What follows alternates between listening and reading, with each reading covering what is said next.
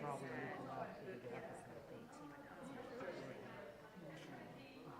Which means I'll probably place it at 6 o'clock. Right.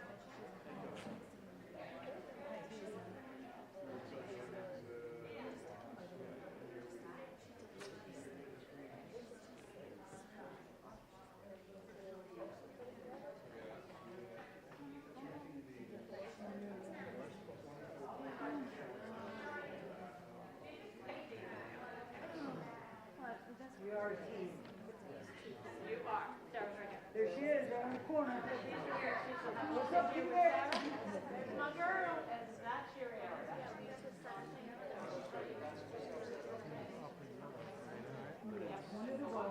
Exact same settings as this one, which matches.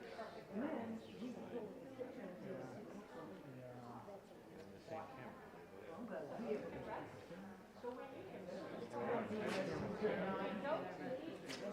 That wasn't doing anything.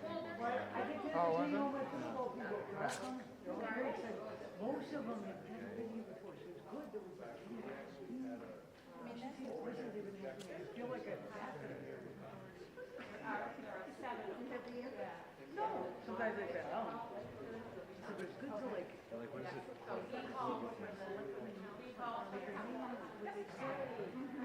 They look much closer here. Yeah, totally. This app and stopping. I know.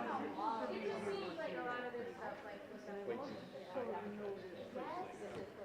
I had no. Well, also, but this might also be sitting. I gotta set it up. We already have a national scene. But I mean, I hear you. but at least on this, I can see that they all look the same. Yeah. Color. Yeah, exactly. We'll do it. Yeah, once they're in my world, I sugar out. Not good. Good to see you. Yes. Dang, it's not enough. Not yet.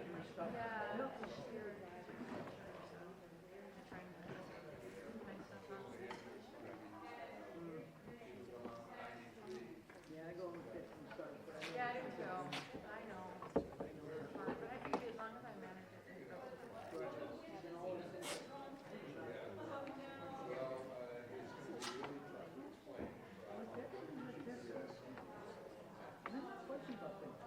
me neither, but it's that's meant to be in our industry, kind of.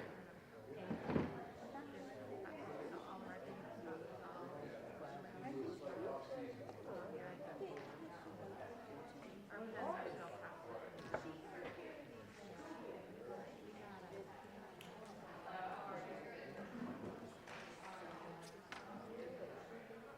I wonder.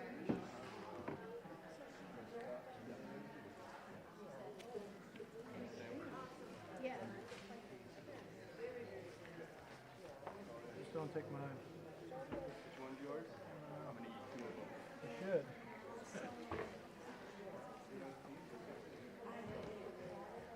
This mine's delicious.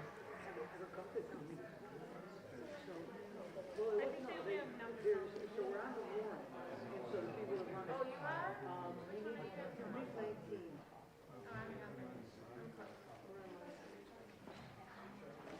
Oh, yeah, so this is, it's the big one. I'm not the one that everybody's yelling. Oh, no, they all are. Ranking capital expenditure. All right. How we all feeling?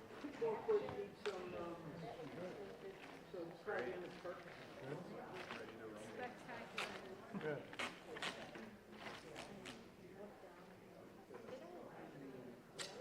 Pickleball court resurfaced.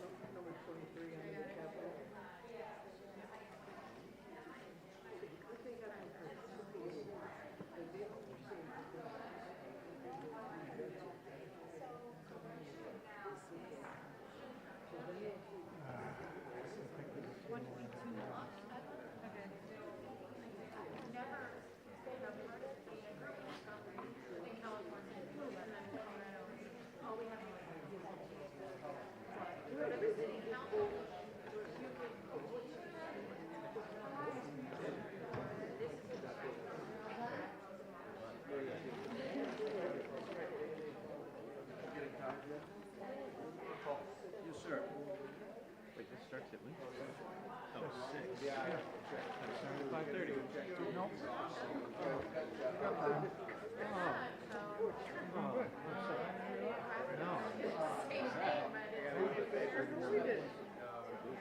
I thought we were starting it.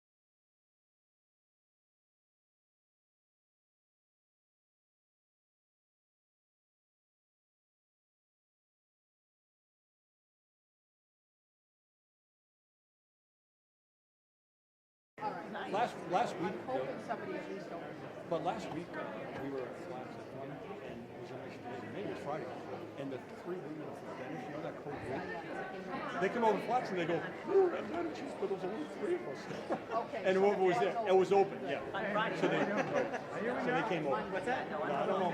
Yeah. Yeah, all right. So checking in, making sure everything's good.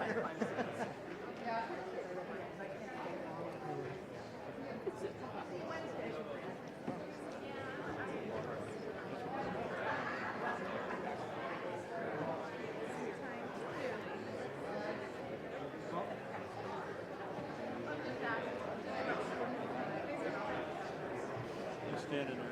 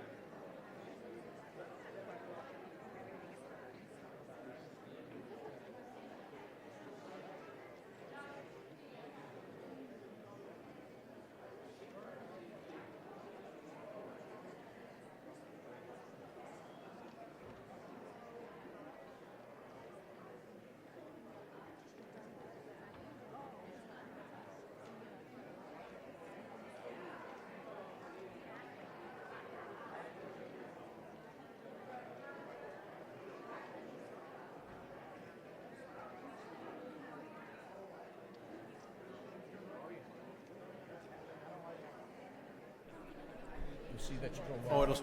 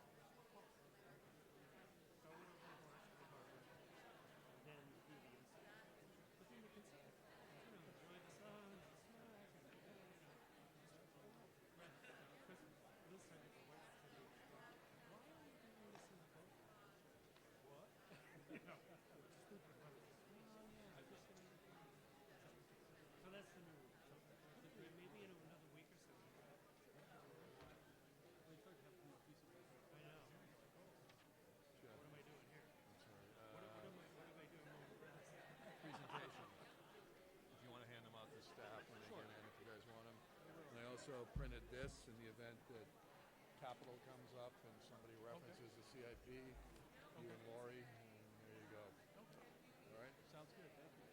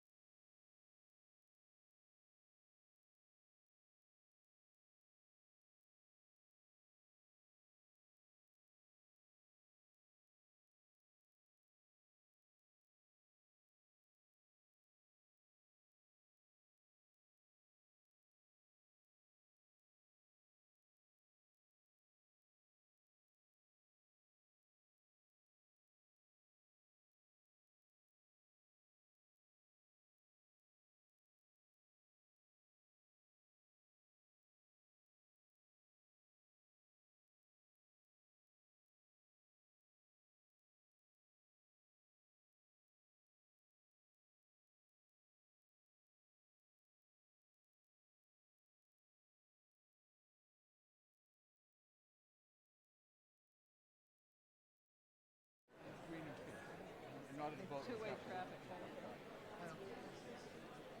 I know the rules.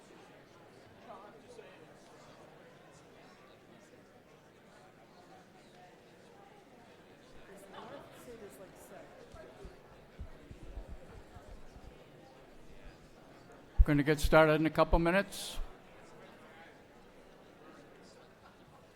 Yeah, trouble. What's going on? Pretty good. How about yourself? Busy. I know, I monitor. Thank you. You know, they're only giving us that 2%, whatever it is. It's timing. We'll get, excuse me? Let's get that right now, and then we'll go after the fight of the applicants. I can amend the article. Yeah, I'm not sure it'll fly. Why not? You can try.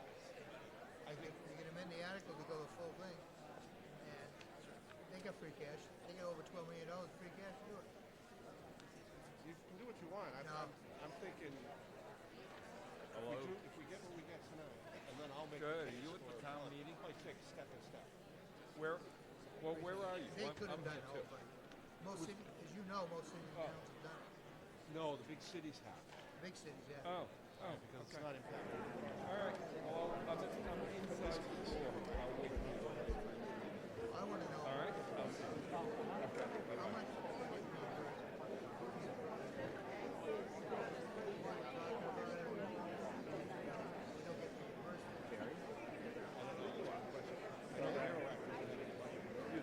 No, it doesn't. But the other one I'm does. just going in to say hi to you. Then I'm gonna come back up. How you doing?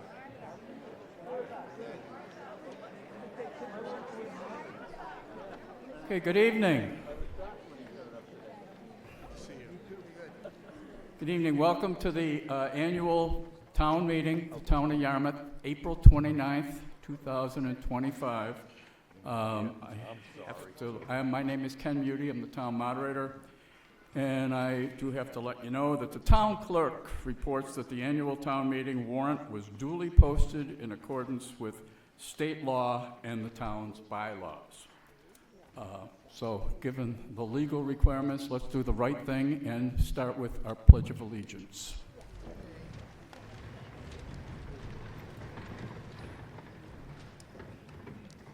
Pledge allegiance to the flag of the United States of America and to the republic for which it stands, one nation, under God, indivisible, with liberty and justice for all.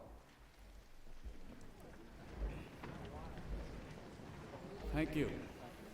With liberty and justice for all. Before we begin our official portion of the meeting, I'd like to offer a few thank yous to some people that helped me with what will be the first few minutes of this program. George Slama and Bob Kelly for some historical background, and Chris Greeley. I just asked Chris which he prefers to be called, and I said Chris Greeley, who you'll be seeing participating in a couple seconds. And I also wanted to acknowledge that Dan Santos, who some of you met maybe at a table out in front, Dan is doing his doctoral dissertation from the University of Massachusetts, Boston, and his focus is on town meeting attendance trends, and Dan, who also, by the way, is the director of the Department of Public Works for the town of Barnstable, will be around later to anybody that's interested in talking to him about your perceptions of town meeting, why you come. Of course, I'm preaching to the choir here, you're here, why we don't always get the attendance that we would really like to get, but I'm not saying that to you because you're all the kings and queens as far as I'm concerned. So, but Dan would love to be able to talk to you. He had a little handout out there. So with that being said, we've been encouraged by the Massachusetts Moderators Association to commemorate the 250th anniversary of the Revolutionary War, or the War of Independence. Town meetings beginning here over 100 years prior to that played an important part in mobilizing support. This town right here, not in this school, but Yarmouth itself was a significant commercial port as well as a major base for the famous Sons of Liberty. Our town saw over 70% of eligible males over the age of 16 volunteer to fight for the colonial army. And to show our further commitment at a town meeting, a further commitment to self-determination, the next year voted the declaration to endorse the Declaration of Independence. Chris?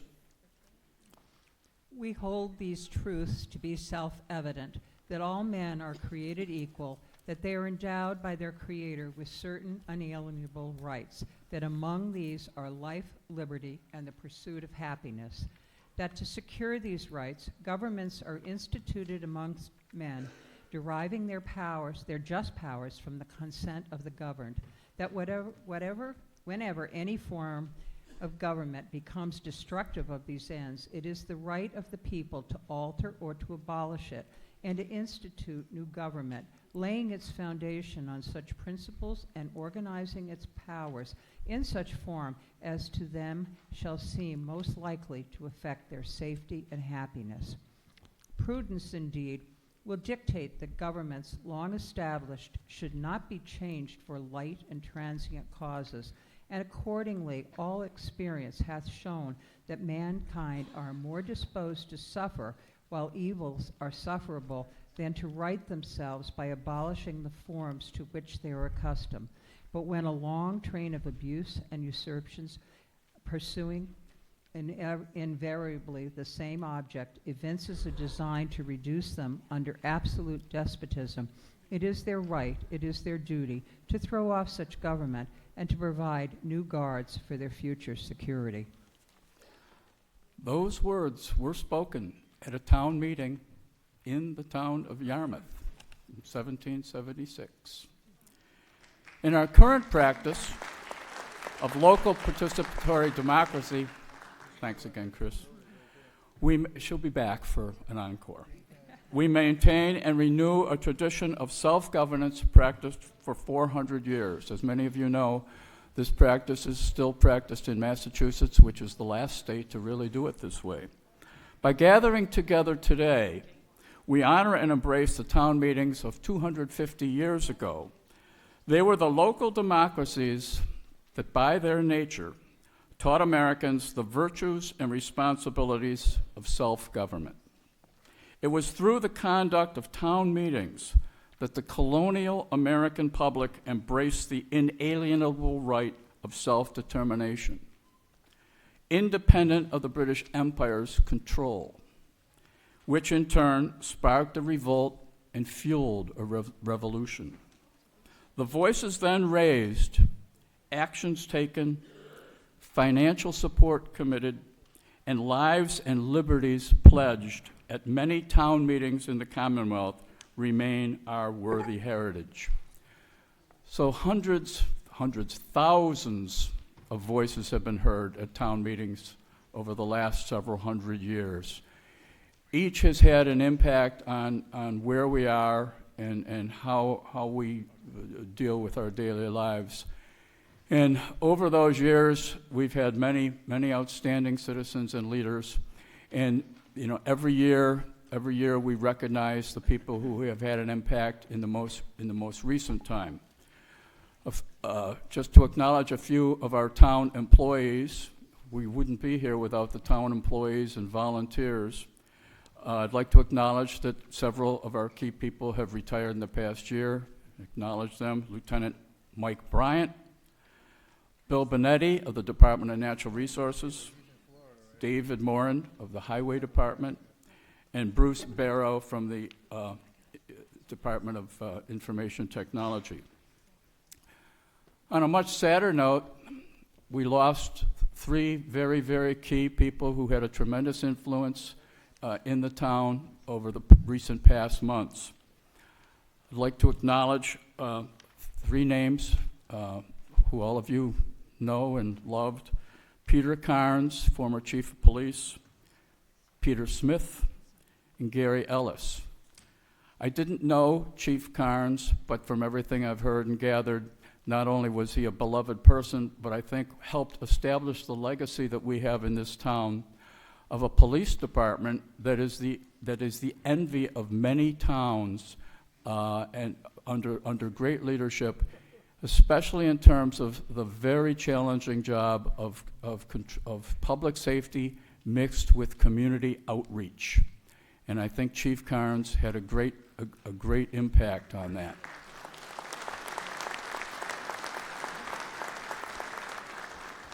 Peter Smith, who I had the privilege of knowing quite well, and this is not a eulogy because so many people have said so many things about these three people, but Pete was just a good guy. Peter was just a good guy, made you feel good when talking to him. His life and career in both banking and on the select board always focused when you had a question, the first thing that you knew that he was thinking of was how does it affect people? It's a great loss and a great person. Gary Ellis, who was the volunteer head of the Community Preservation Committee, Gary was also, who I knew pretty well. Gary was a sort of an outdoorsy kind of guy, a very stalwart person who, when I first got aware of what he was doing with the CPA, I knew how difficult it would be to administer the funding and the allocation of resources through the CPA, but you could tell that he obviously was much more concerned with the outcomes on the environment and how it impacted the town and the people. And we will miss all three of these people greatly. So I'd like to ask for a moment of silent reflection for Chief Peter Carnes, Peter Q. Smith, and Gary Ellis.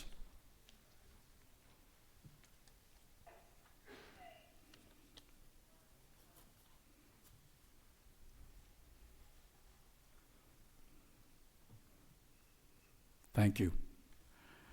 Now, subsequent to the American victory in the Revolution, democracy was established, independence was established, but as all of you know, things were not completely solved. There was also continuous town meetings. Town meeting never stopped. But as much as in those intervening years, as much as town meeting would focus on local issues, there is no denying that outside events and actions frame the environment in which local residents vote to shape their own futures as well as their descendants. One example, in 1820, the town hall burned down and destroyed all residential deeds, records of deeds. Clearly, that year's town meeting had to have a major focus on the calamity that had occurred. By the way, in order to recreate many deeds, the Yarmouth selectmen went house to house, re-recording those deeds. How about them apples? So ultimately, another challenge to our independence. There was, of course, the War of 1812 and all the other manifest destiny issues in the country. 87 years after declaring our democracy, another event happened. Again, town meeting can never be held in a vacuum, and was influenced by the immortal words of President Abraham Lincoln in November of 1863. Chris? 77 years ago, our fathers brought forth on this continent a new nation, conceived in liberty and dedicated to the proposition that all men are created equal. Now we are engaged in a great civil war, testing whether that nation or any nation so conceived and so dedicated can long endure. We are met on a great battlefield of that war. We have come to dedicate a portion of that field as the final resting place for those who gave their lives that that nation might live. It is altogether fitting and proper that we should do this. But in a larger sense, We cannot dedicate, we cannot consecrate, we cannot hallow this ground. The brave men, living and dead, who struggled here have consecrated it, far above our poor power to add or detract. The world will little note, nor long remember what we say here, but it can never forget what they did here. It is for us, the living, rather, to be dedicated here to the unfinished work which they who fought here have thus far so nobly advanced. It is rather for us to be here dedicated to the great task remaining before us, that from these honored dead we take increased devotion to that cause for which they gave the last full measure of devotion, that we here highly resolve that these dead shall not have died in vain, that this nation, under God, shall have a new birth of freedom, and that government of the people, by the people, for the people, shall not perish from the earth. Thank you, Chris. 400 years from now, I don't know if anybody will remember our names, but they may remember that we were here. So it's a very, very important time. So as we meet today, please reflect on how town meetings have impacted our local standard of living and how we fit into and can impact our greater surroundings and challenges. Thank you for traveling this road and for the many miles ahead, with liberty and justice for all. Thank you. So, I think a few of you came for the town meeting, so we probably ought to begin that portion of it. I'd like to start by introducing the people at up on the stage here. Next to my right is Mary Maslowski, our town clerk. To my left is, I have to do this, is Liz Argo, our Board of Select Board. Start with Liz Argo, Joyce Flynn, Mark Forrest, Tracy Post, Dorcas McGurran, and then Jay Tellerman, our town council, Robert Rittenauer, our town administrator, and Bill Scott, assistant town administrator. Behind me, I'm going to introduce Richard Simon, who's the chairman of the Finance Committee, who will then introduce the rest of the Finance Committee. Good evening, everybody. I'm Richard Simon, and beside me is our Finance Director, Jennifer Mullen, the Vice Chair of the Committee, George Perkins, Alyssa Mullen, Nate Ladley, Rafael Gutierrez, Robert Harding, and absent on a business trip, Mr. John Anderson is your Finance Committee. Thank you for coming tonight. Thank you. Okay, we'd like to officially kick it off with an opening statement by Chairman Dorcas McGurran. Good evening, ladies and gentlemen, and fellow Yarmouth residents. On behalf of the Yarmouth Select Board, welcome to the 2025 Yarmouth Annual Town Meeting. At the outset, we would like to extend our thanks to the school committee and the entire Dennis Yarmouth Regional School District for hosting our town meeting. We're most grateful to have the use of this facility to conduct our town business once again. On the warrant tonight, we have 34 articles for your consideration, most of which are of a financial nature. As you all may recall, only at town meeting may funds be expended, and also only at town meeting zoning amendments can be made. So the necessary items to continue our programs and services and provide for the capital needs of the town through the end of the next fiscal year, 2026.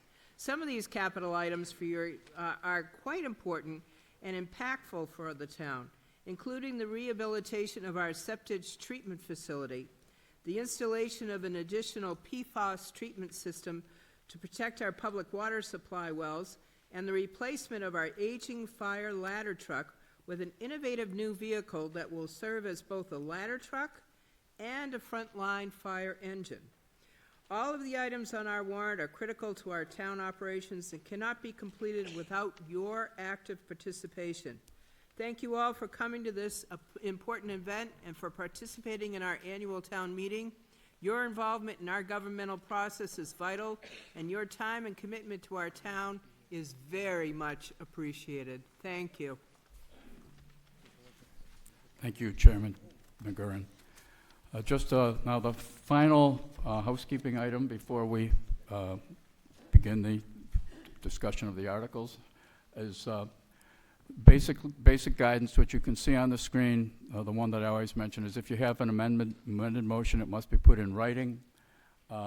We do our best to try to manage the discussion in terms of brevity, and I always like to say that I try to lead these meetings with the two C's. I'm driven by the two C's, which is democracy and efficiency. And I like to think that most people follow that guidance. With that, I believe we're ready to go to Article 1. And that will be presented by Chairman Dorcas McGurran. Mr. Moderator, I move Article 1 as printed in the warrant. The article's been moved and seconded. Select Board, Recommends 5-0. Finance Committee, Finance Committee recommends 6-0. explanation. The purpose of this article is to fund any budget shortages for the current year. The supplemental funding for snow and ice is needed to cover the costs associated with several long-duration road treating events. Any discussion? Hearing, I see a hand. Yep. There's a microphone back there. Microphone here. I should have mentioned that. Yes, ma'am. Hi. For 2025... Please identify yourself and your precinct. Precinct 5, name is Kelly Abrecht. So in 2025, realistically, the only month that's left that could really possibly have snow and ice is December. We're well into 2025, so I just don't see where this additional $70,000 is needed for one single month. I can answer that quickly. These are funds that this one snow and ice budget is the only budget that the legislature provides that you can deficit spend so that there's not a public safety emergency. And these funds would only take us through June 30th of 2025, and the $70,000 has already been spent over the previous winter. Does that answer your question? It's a technical. Okay. Hearing or seeing no more, do we have all in favor of article number 1, of motion number 1? Aye. All opposed? Okay, the motion passes by a significant majority. Article 2, Chairman McGurran. I am required to read a lengthy motion for Article 2 to identify for the record the funding sources of various line items in this article. The motion will be on the screen, so you may follow along. I move the various sums under the column headed FinCom FY26 be appropriated for their respective purposes and to fund such article with funding from taxation, local receipts, and the following appropriations and transfers. Transfer the sum of $15,000 from Wetlands Protection Fund for CD1 Community Development wages. Transfer the sum of $25,000 from Waterways Improvement Funds for CS3 Natural Resources wages. Transfer the sum of $70,000 from Ferry Tax for CS3 Natural Resources wages. Transfer the sum of $2 million from Ambulance Reserve for appropriation for PS6 Fire Department wages. Transfer the sum of $100,000 from PEG Access Fund for MO1 Information Technology wages.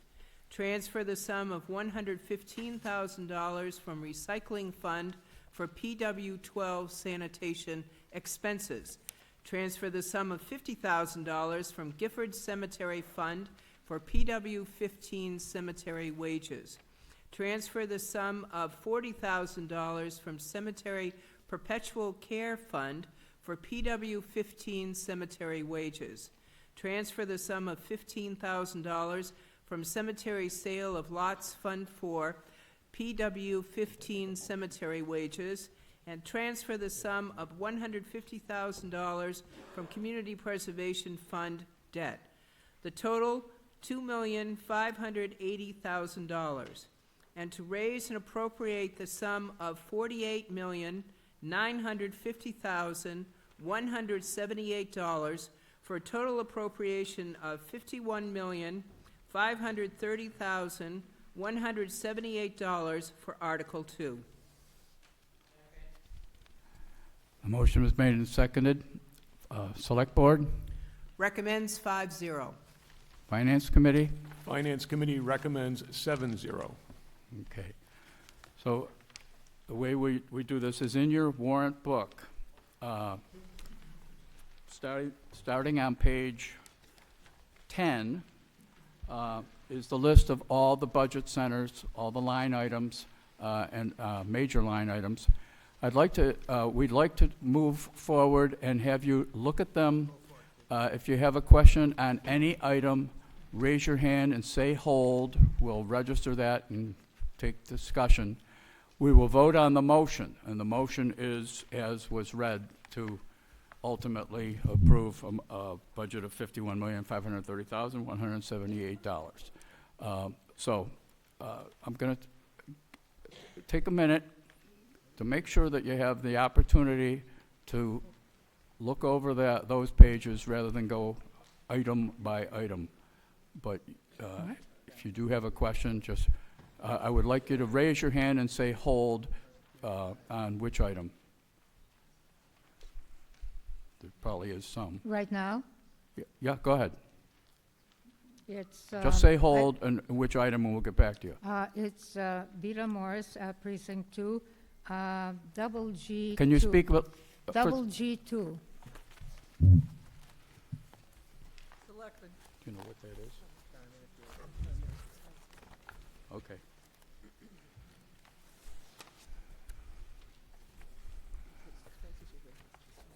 Expensive. Okay, we're holding that. Any other holds? Norm? Yes, Norm Holcomb, Precinct 1, hold on PS 5, 6, and 7. I also have a general question, however, that is not related to the specific line items. The general question is in the comments that the Finance Committee have made, they referred to the budget as being balanced, however, only with an override. And so, and it's balanced because other revenues, including property taxes and local receipts, balance out the budget. My question Can I stop you just for a second, Norm? Is Yes. that we're still on the hold. Is that going to be part of your question? Excuse me? No. As part of I mean, in other words, you can redo it once we've identified all the holds. Okay. There's only two. Okay. Mr. Holcomb, you can now ask your question. Thank you. Well, I'm trying to follow the rules. My request is to for our town administrator or finance director or perhaps FinCom to explain in some detail about local receipts and the projected local receipts for fiscal 2026 compared to the actual amounts that have been received in the previous years. And the reason for the question is that there have been dramatic changes and increases in certain elements of our local receipts. Motor vehicle excise, hotel, motel taxes, those have all increased dramatically, and the town's forecast for those items have lagged behind that.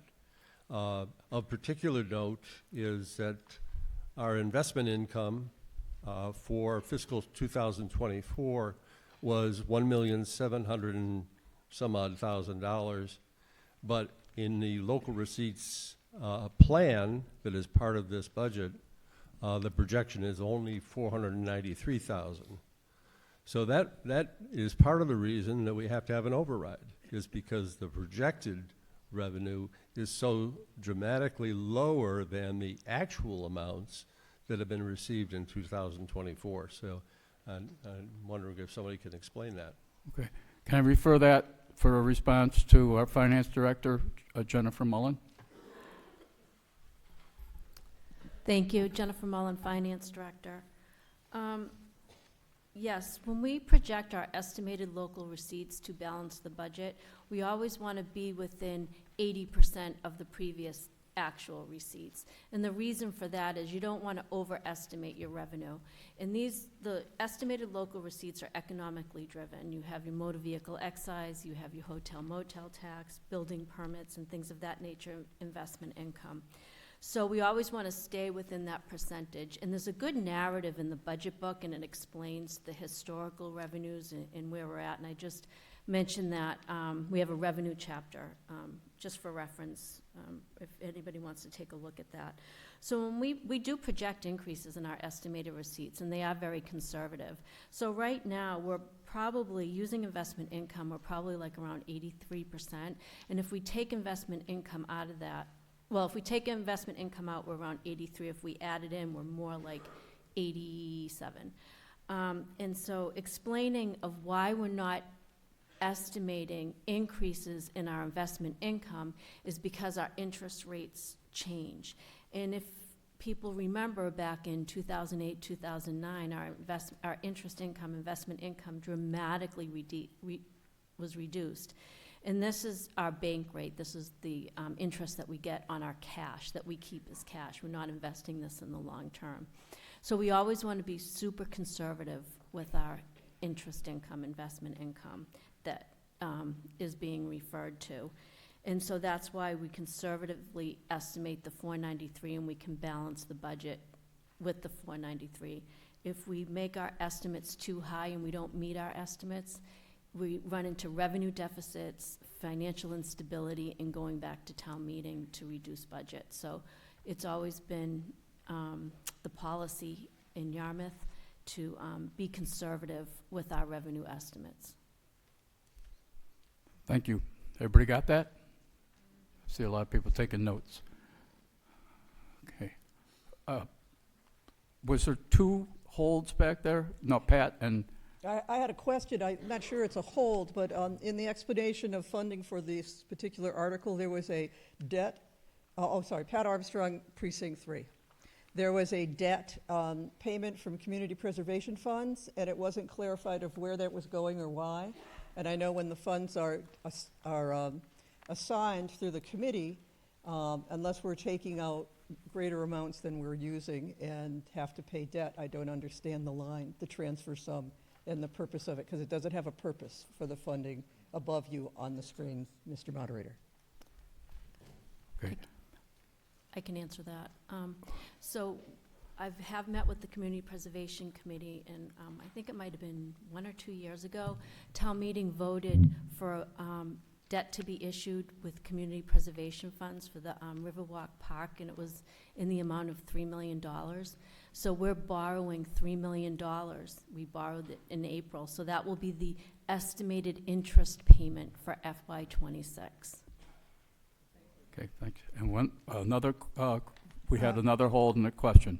Vida Morris, Precinct 2, under the Town Administrator, line GG2, expense. What constitutes expense? Because there's been a very major increase in that particular line. Is that for the Town Administrator?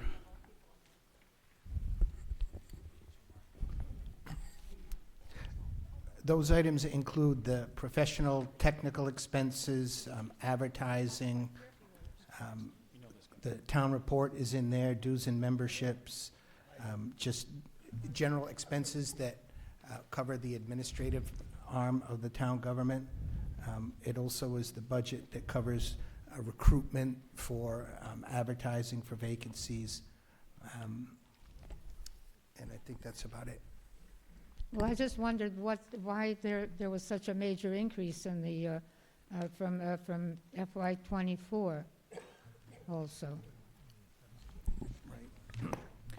Well, we try to be as frugal as we can with this amount, and the amount for the budget is going up only $1,000 from 25 to 26, and the FY '24 total amount expended out of that line item was $66,442, and I think the biggest reason is we were able to hang on to a lot of the professional technical. We didn't have to hire as many independent outside consultants for engineering and that type of work. Okay. Thank you. Hearing no more holds or questions, I believe we're ready to vote on Article 2, which is the motion has been made and seconded. Oops, do we have another question? Yeah, I'm sorry. I didn't know you were jumping over. Oh, no the problem. hold. Hey. Okay. Norm Holcomb, Precinct 1. With regard to the fire budget, the Article 3 raises that or proposes an override for $875,000. Are you still on? $845,000. Are you still on Article 2, Norm? Yeah. Okay, in the budget talking section. about Okay. line items. Yep. PS 5, 6, and 7. Okay. So my question is, instead of doing an override, what would happen if we simply increased the budget in PS 5, 6, and 7 by $845,000 and transferred money from free cash to cover that,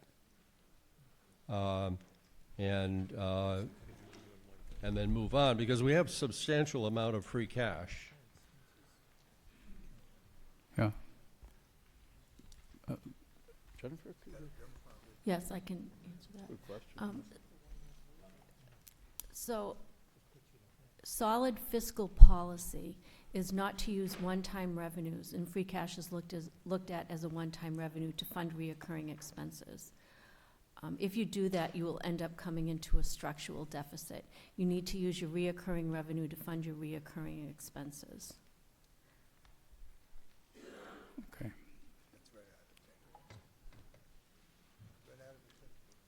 And aren't the local receipts recurring revenue?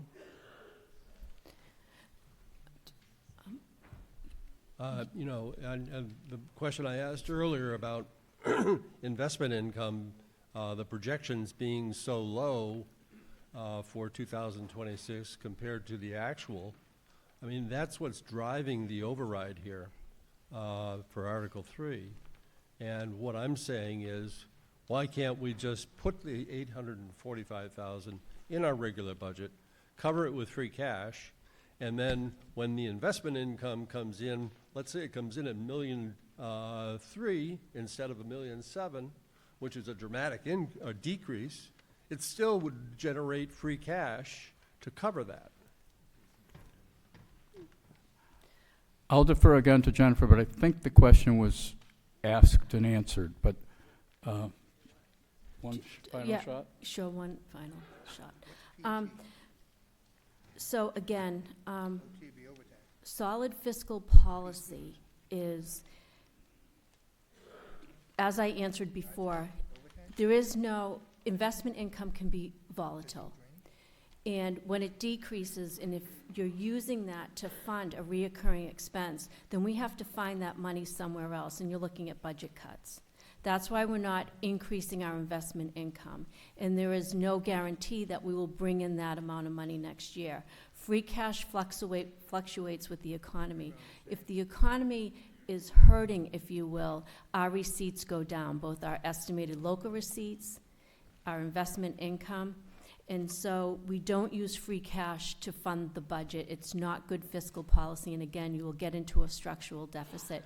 There have been towns that have done that in the past, a local town, and what happened was they ended up having to have major budget cuts. So we want to be conservative. We want to have solid conservative estimates and, good policy. And this is the recommended general, from GFOA, if you will, Government Finance Officers Association. This is their recommendation on following good, solid fiscal policy to have a sound financial town. Okay. Thank you. I believe I see no other questions. Yes, sir. Or ma'am, I don't see the person. Yes, ma'am.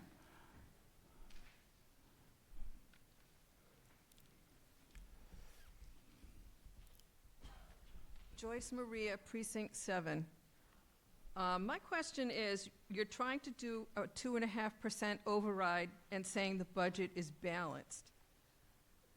No place on here do you explain what is going to cost for the 2.5%. Usually there's something that would say, this is going to increase real estate prices by such and such per thousand. Maybe a $500,000 house is going to have an increase of X amount of dollars. Can somebody tell us that? I want to know how this 2.5% override's affecting my tax bill. Okay. It's in the next article, Article 3, that we'll be talking about. Article 3 is the override. But Article 2 is a balanced budget with the override. No, the override is separate. It's on top of this. Yeah. Right. Yep. And it stays there. Okay. Do we have another question? Yes, sir. Tom Sullivan, Precinct 1. What is the estimated increase of our tax rate with this budget, and also the estimated increase of the tax rate with the override? Past years, we've had an estimate always within these here forms here. What is the impact on the budget and the impact with the override on our tax rate right now? Okay. Anyone? Now, I'm going to take that. The override is Article 3. So, but I'll take it now. The answer is the answer, whatever it is. So, So it's, this is Richard Simon, Finance Chair. The amount of the override is very similar to the school override that we had last year, same order of magnitude. So it's $8 per 100,000. So that's of assessed value is really the bottom line answer. Okay, that's the override. What is the overall budget increase? It'd be 2.5%. In dollars and cents. That doesn't mean anything to a lot of people. That is the calculation.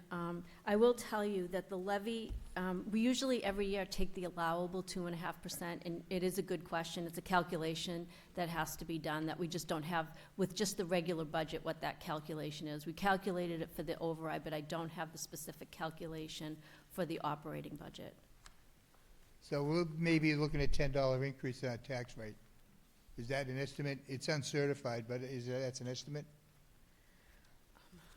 I'd have to look at Article 3. I think this all surrounds Article 3. I'd have to look at that calculation, and I just don't have the calculation for All right, I'll come back your when we allowable 2.5 for the operating budget under Article 2. Well, I'll come back when we have the override. Maybe I have time to look at it. is there any more? Is that a question? Yes, sir. Rick Stacy, I'm not exactly sure what precinct I'm in, recent resident, but this relates to the prior slide where you were doing the transfers relating and trying to relate it to Article 2, where there was something about, yes, PS6, transfer $2 million from ambulance to the fire department wages PS6, and yet what I'm looking at indicates that PS6 is fire training, a total of $137,000. So is that am I misreading something? How am I? Okay. That's a transfer? Is that the question?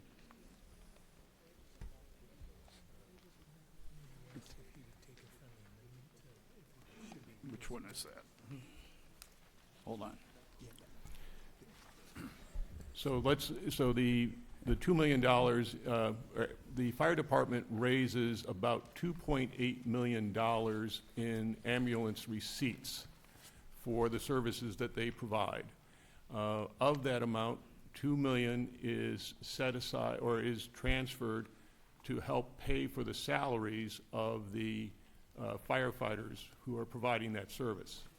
The other $800,000 is used as part of a capital item to pay for the equipment that the fire department needs. I hope, does that answer your question? No, my question is more about why it's $2 million going into PS6, which has a total budget of $137,000. Yes, it is going, it does say PS6, that's just a typo. It is going to wages because it says wages on that, so Okay, it's it's definitely going to PS5. wages. Okay. Okay, thank you. Anything else? Okay. I think we're ready to take a vote on, Ken, we want to amend the motion on the transfer of the sum of $2 million from ambulance reserve, the $2 million from ambulance reserve for appropriation for PS5, fire department wages. okay, we have a second on the amended motion. So, okay, so we're ready, we have to vote on the amended motion. All in favor of the amended motion, say aye. Raise your card. Aye. All opposed? Okay, thank you. The amended motion is made. So now we're back to we'll vote on the full amended motion. All in favor? All opposed? The amended motion carries. Article 3. Dorcas McGurn. Thank you, Mr. Moderator. I move Article 3 as printed in the warrant. Okay, we have a second. Select Board? Recommends 5-0. Finance Committee? Finance Committee also recommends 7-0. Explanation? This article funds 5 additional positions in the Yarmouth Fire Department, including benefits and associated costs, and helps to update the wage and classification system in the department to maintain competitive wages to aid in recruitment and retention in order to maintain a state of readiness for the department to meet emergency medical and fire service demands currently faced by our town. Due to funding limitations, staffing levels have not kept up with increasing call volumes, which creates stress in managing emergency services, which over time can make it difficult to recruit and retain talented emergency personnel and could cause service gaps. A recent department-wide strategic planning process identified these personnel gaps and spelled out a program to provide adequate staffing for the department. This has resulted in a 2-year initiative to increase staffing, which included the addition of 4 new positions in fiscal year 2025, which the town was able to fund within Proposition 2.5, and the addition of 5 new positions in fiscal year 2026, for which the town requires a Proposition 2.5 override to fund. This article has been separated from the operating budget to make this funding contingent upon voter approval of an override ballot question. Thank you. Questions? Comments? Yes, sir. Yes. Excuse me, I'll go, Mr. Holcomb. Thank you. I saw him first. Question is what has changed from last year to this year? Last year, 4 or 5 firefighters were funded within the budget. This year, we're having to ask for an override. That doesn't make sense to me. Something else happened. So the money, presumably 800,000, maybe it was a smaller amount than that, has to have been spent in the budget on something else, and replace the ability to cover the fire department wages that are in this article. So what changed? What do we spend the money on? Would the chief like to answer that question, or?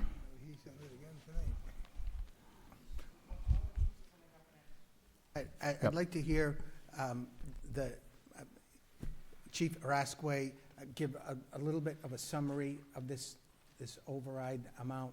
And I just want to be clear that this is a 2-year program that we've embarked upon, that the amount of manpower in this department really has been neglected for quite a few years, and led to being very much below what we need to respond to the calls. And we had a 2-year program which had a significant investment last year in adding the first 4, and we were able, by splitting it in 2, is to handling almost half of this staff increase underneath Prop 2.5. But there simply aren't enough funds under the 2.5 cap to take care of the 4 last year and another 5 this year. So by splitting it up that way, we've been able to limit the overall impact on taxes, but make no mistake that this is, an extraordinary item given our Prop 2.5 cap, and in order to fund this department up to the levels it needs to be funded, we do need to have that override. And so I would invite a couple of words from Chief Araskwe on just some of the needs in his department.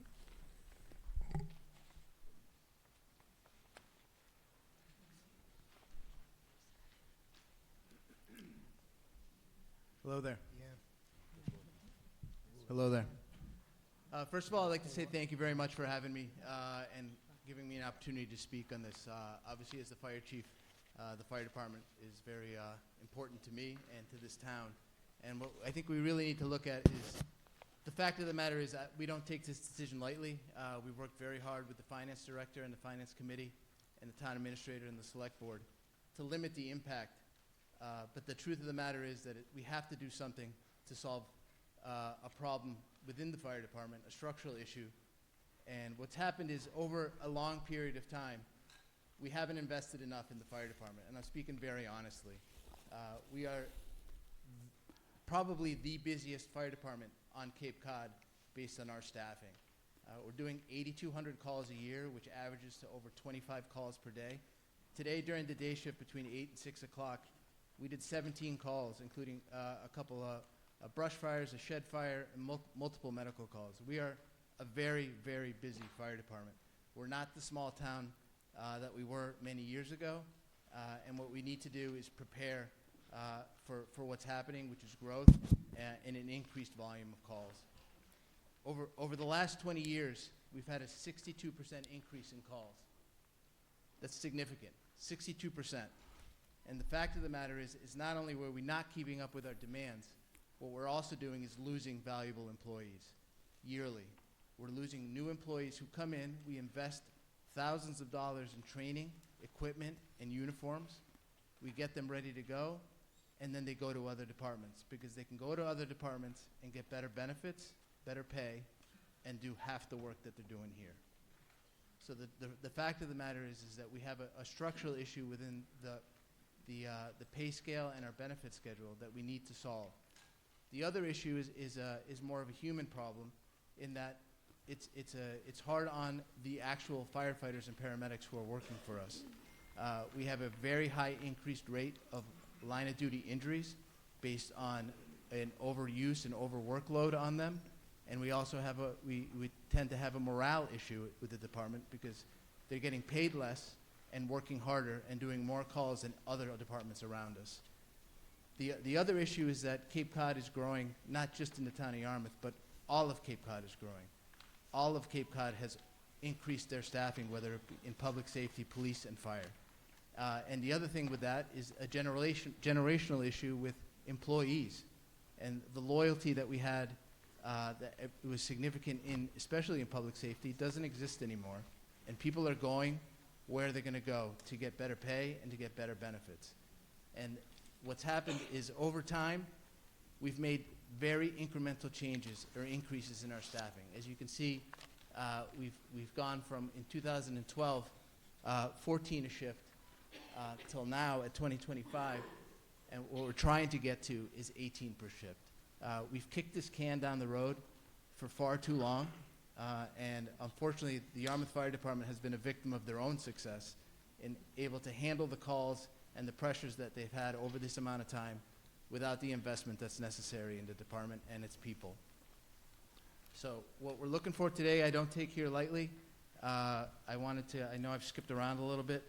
The bottom line is that a $845,000 override impacts the average single-family bill is $54 per year. I think that average is based on, correct me if I'm wrong, it's about $680,000 is the average home. So if your home is worth more than $680,000, it'll be more than that. If your home is worth less than $680,000, the impact will be less. And I think the significant part to mention too is what we just did in our last article, is that the fire department is very unique in that we make almost $3 million a year in revenue. $2 million of that over the last 20 years has gone to pay for salaries. And it also has paid for our capital expenses, which is obviously the fire trucks and ambulances that we use to go on those calls.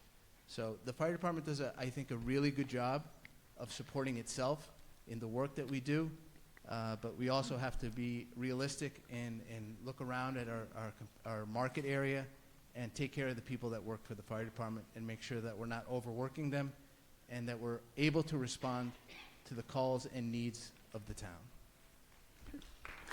Thank you.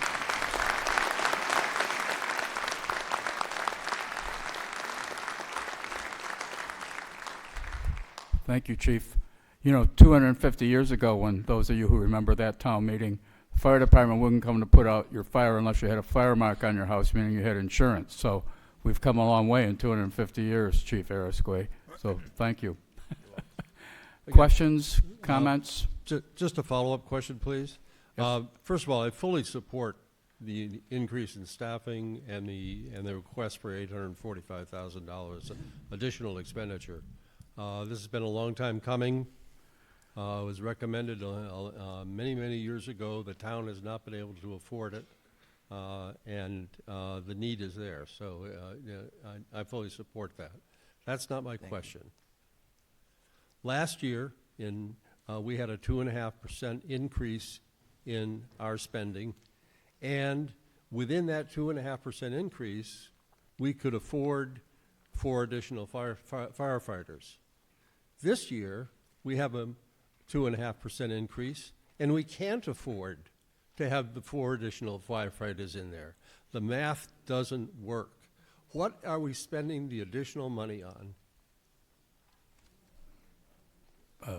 I think that was answered, but I'll defer. I'm going to defer that to the just one finance. other point on the answer is that a key part of being able to fit those 4 new firefighters was ramping up the amount that we've sort of maxed out on how much that we increased the ambulance reserve contribution towards the manpower, and by doing that, we sort of pushed things to the max. We were able to get by last year, but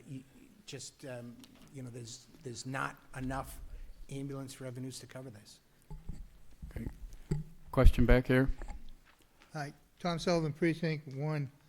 Chief, you do an outstanding job, personal experience, okay? But I do have some questions to ask.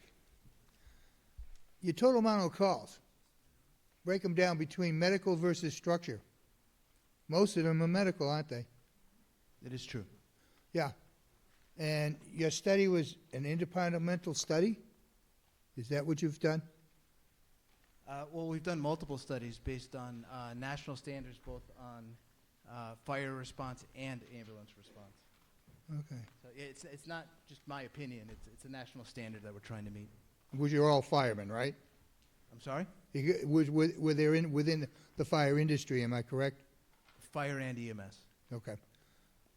When you do the study, since the majority of the medical calls are, did you discuss privatizing the medical side of the fire department? A lot of cities and towns have them, and they do an outstanding job. They may have to meet the same standards as you do. but they do save the taxpayers money. Was that looked at, and if not, why not? I think it's been studied multiple times, and I appreciate you bringing it up. I think we just explained that the fire department makes almost $3 million a year. Right. Which pays for salaries and for our capital expenditures. If you privatize the ambulance, you would say goodbye to that $3 million a year, and you would have to either borrow or purchase that equipment that we just talked about. And the other thing is, yes, you can do private ambulance service. They do it in other towns. I've worked for private ambulance companies. The level of service is not the same. Well, I've got family that have used private off Cape. They did an outstanding job. I think it should be looked in before we start looking at overrides, because the majority of calls are the medical calls, and of course lately you've had some structured fires. But would be interesting to see what the outcome of a study would be for show of privatizing it. Okay, next question. Vita Morris, Precinct 2. This is a very minor little thing in the scheme of things. It seemed to me when there was first discussion of having to add new personnel to the department, the number talked about was 8, and now we seem to have 9. I mean, 4 last year and 5 this year. Am I correct in saying that what I just said? You are. Yes. We also worked into this actual restructuring another supervisor piece that that was recommended in a study almost 15 or 20 years ago with the size of the department and again trying to meet national standards and our ability to train our firefighters and do all the different administrative tasks and roles that we need to accomplish. Okay. Hearing no more questions, we're ready to vote on motion for Article number 3. All in favor of the motion, say aye and hold up your cards. Aye. Opposed? Okay, the motion carries by a majority. Article 4, Chairman McGurran. Thank you, Mr. Moderator. I move Article 4 as recommended by the Finance Committee. The article's been seconded. Select Board? Select Board recommends 5-0. Finance Committee? Finance Committee recommends 7-0. Explanation? This article is the operating budget for the Golf Division and funds employee salaries, benefits, and other golf operating expenses. This year's budget is funded entirely by golf fees and other revenue generated by the Golf Division.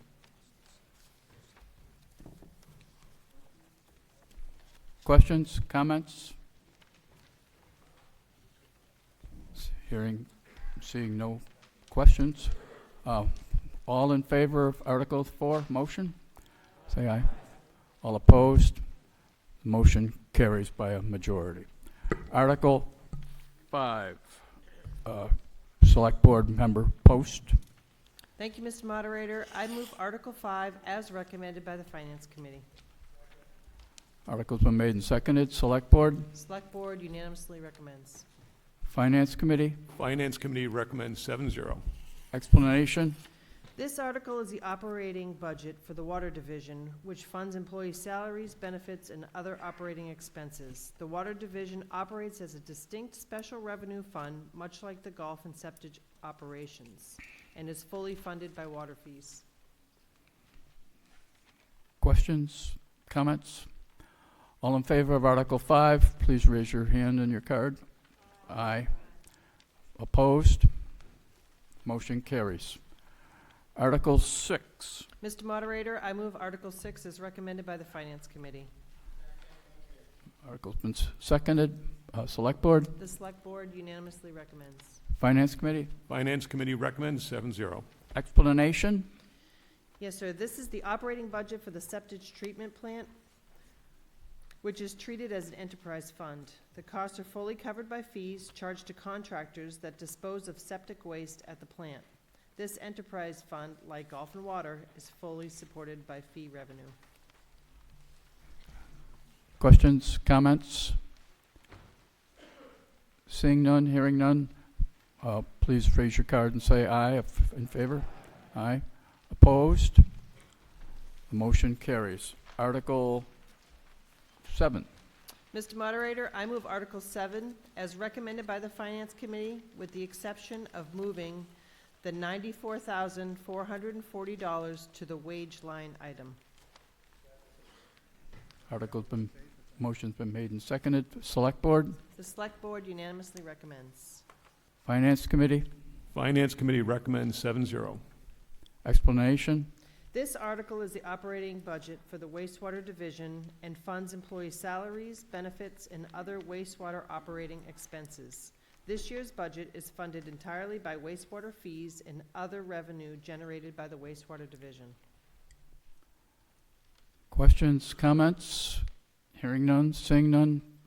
All in favor? All opposed? Motion carries. Article 8. Yes, Mr. Moderator, I move Article 8 as recommended by the Finance Committee. Motion's been made and seconded. Select Board? The Select Board unanimously recommends. Finance Committee? Finance Committee recommends 6-0. Explanation? Yes, sir. This is the operating budget for the Cable Television Communications Special Revenue Fund. This division oversees cable television programming for town government and directs all town communications. The costs are fully supported by funds available in the Cable Special Revenue Fund. Questions, comments? All in favor? Aye. All opposed? Motion carries. Article 9. Select Women Post.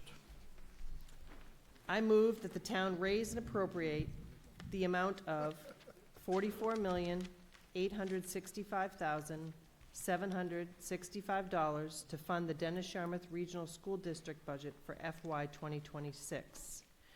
The operating fund budget for FY 2026 is as follows: $42,477,342.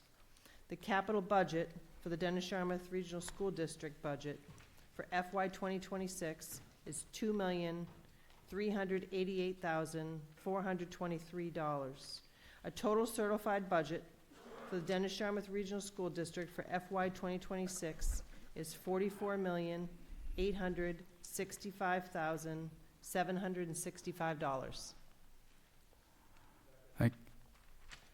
Okay, that was the motion.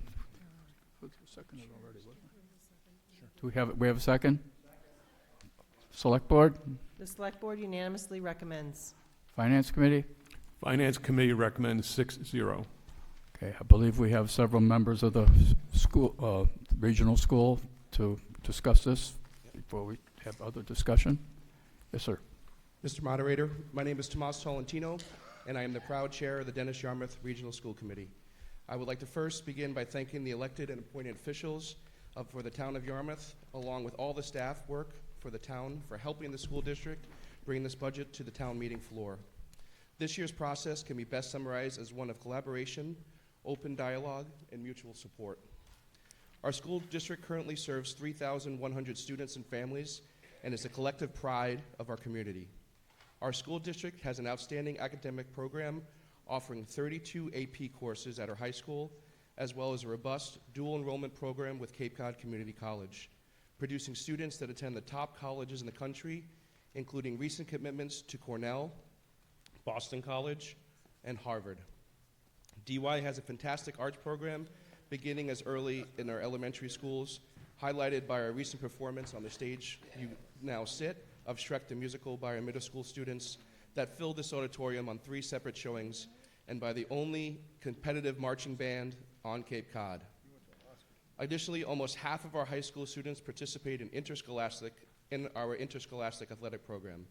In the last calendar year, 15 of our high school teams qualified for tournament play.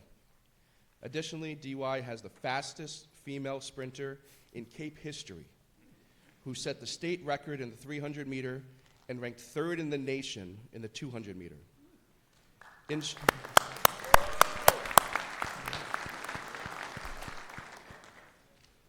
In short, DY has a school district that creates opportunities for every student to find their path to excellence. We do this all while being fiscally responsible, having the third lowest per pupil expenditure among Cape Cod and the island school districts. While we may have many great strengths, we are also working hard to implement a new 5-year strategic plan that will address our areas for improvement. We look forward to working with the community as we improve academic achievement for every student, improve organizational effectiveness, and develop a long-term facilities and capital plan to ensure the long-term sustainability of our school program. Thank you. Thank you very much. Superintendent Smith? Yeah, I do have a couple of slides somewhere in the presentation, I think. Maybe at the end.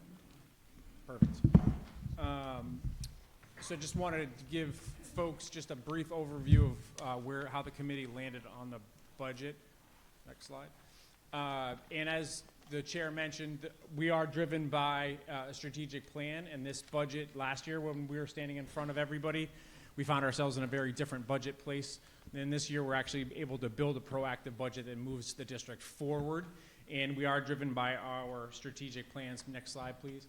And there were, as you can see, the implementation of our strategic priorities is our number one budget influencer. And we did have settled contracts this year, which allows for budget predictability. And as always, we are a student-first industry, so student need obviously drives our budget as we move forward. And otherwise, we use a process for level funding most of our district needs for supplies across the district. Next slide, please. This shows where we are staffing-wise relative to comparable districts, whether you're looking at demographics or relative wealth communities of similar size to DY. DY has the the green star above each of us, and that's by staffing groups, so by teachers, paraeducators, leadership, etc. And what you'll see at a quick glance is that DY is just right there among the mix. We're not any significantly larger when it comes to staffing ratios or any significantly smaller than any of our comparable districts. So for folks who want to say that we're well overstaffed, this will show you by comparative state data that we are staffed just right, even after the significant layoffs that we had last year. Next slide, please. This shows you where we're heading student enrollment-wise. We are the only district on the Cape that's bucking the trend. There's declining enrollment everywhere else across the state, across the Cape. DY over the last 4 years has seen increased student enrollment. That is the trend. That is the graph on the left. That's our overall enrollment. The graph on the right is showing you some of the groups of students that attend. And what you'll see, the biggest changers are the top line, which is our students who are socioeconomically disadvantaged, now is leveled out around 55% of our student body. And the yellow line, which is our students for whom their first language is not English, that is now roughly 30% of our student population. And the students who are active English language learners, which is now roughly 20% of our student population. Next slide, please. And then some other big cost drivers for our district. And again, these are all part of our operational budget. So just to fully try to, in the next 3 minutes, to try to give everybody a sense of what drives a school budget. These are on the left is special education costs for students who don't attend DY, but for whom we are responsible, who attend out-of-district costs. The blue is the cost of the tuition. The orange is the cost of the transportation to get the student to and from that location. And then on the right is MKV, stands for McKinney-Vento. That is for students who are unhoused, homeless. And so there are roughly 170 students who attend DY who do not have permanent housing. And under federal law, we are responsible for transporting those students. Because if a student, let's say, starts in a Yarmouth or Dennis housing, and then becomes unhoused, and then finds temporary housing, let's say in Bourne or New Bedford, under federal law, they have the right to maintain at their school of origin, which would be a DY school. And we're responsible to get them back and forth from wherever they're living in that temporary housing back to DY. And the same in reverse. A student might find temporary housing here, but you'll be able to attend a school of origin from wherever they started. And so those costs you see there on the right, the The orange is the cost, and then there is some very unstable reimbursement that comes from the state, which is the blue. And you can see the cost for 2025. That was the cost as of December of 2025 this year. So you can see the cost as of December had already outpaced all of last year. Next slide. So building for this year, we did this, again, this year we were able to actually build forward. So we created a priority structure, ranking structure for how to build this year's budget. Next slide. And that came with some items that were moved to the school committee, that the school committee ultimately voted to move forward to help build towards our strategic priorities. There was a slide that had 2s and 1s on it. None of the 2s and the 1s made it forward in the budget, so that's why you're only seeing this slide. Next slide. Which led to an overall budget increase of a 4.49% operating budget increase. However, that's not what ultimately makes it to assessment. Next slide, and then you can quickly just jump through that one. Now, this is a real Cliff Notes version on how assessment works. So assessment is not the same as the budget increase. So assessment increase happens by 3 steps. First step is what comes off the top, revenue. There was a nice little revenue conversation earlier in this town meeting. Same happens before assessment comes to the town. We get direct revenue into the regional school district. Comes from, we also have some direct, like there was a conversation around interest. The school district also gets some direct interest. We get some money from like the solar farm that we have as a school district. But our biggest one comes from Chapter 70, which is money that comes direct to us from the state. Then there's a step called the minimum required contribution. This is in the regional agreement. Both towns pay way above the minimum. So most people think this step is not important. However, I'm going to show you this step is very important. And then the third step, the final step in the assessment, is based upon the 5-year rolling foundational average, or 5-year average of the foundation enrollment. And this year, that average is up there. So it's roughly a 70-30 split. You know, round up the fractions and round down the fractions. And I'm going to use the 70-30 number because I'm not going to remember those decimals. All right, so next slide, please. So first step, state aid is the biggest one. Again, there are some other revenues, but state aid is the biggest one. We have been getting increasingly significant amounts of state aid because of something that was passed in the state of Massachusetts several years ago called the Student Opportunity Act, which gives certain districts, some districts have very much benefited from the Student Opportunity Act. Dennis Yarmouth has been one of those districts. And it goes back to one of those slides that I showed you about the different populations of students.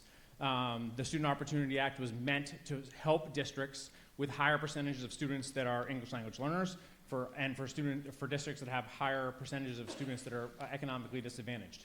We have higher percentages of those students, therefore we get more Student Opportunity Act money. That's it in a nutshell. So you can see we've been getting large increases of state aid money. So that comes right off the top when we get to the assessment. Next slide, please. The next piece is the minimum required contribution. Again, both towns pay above the minimum.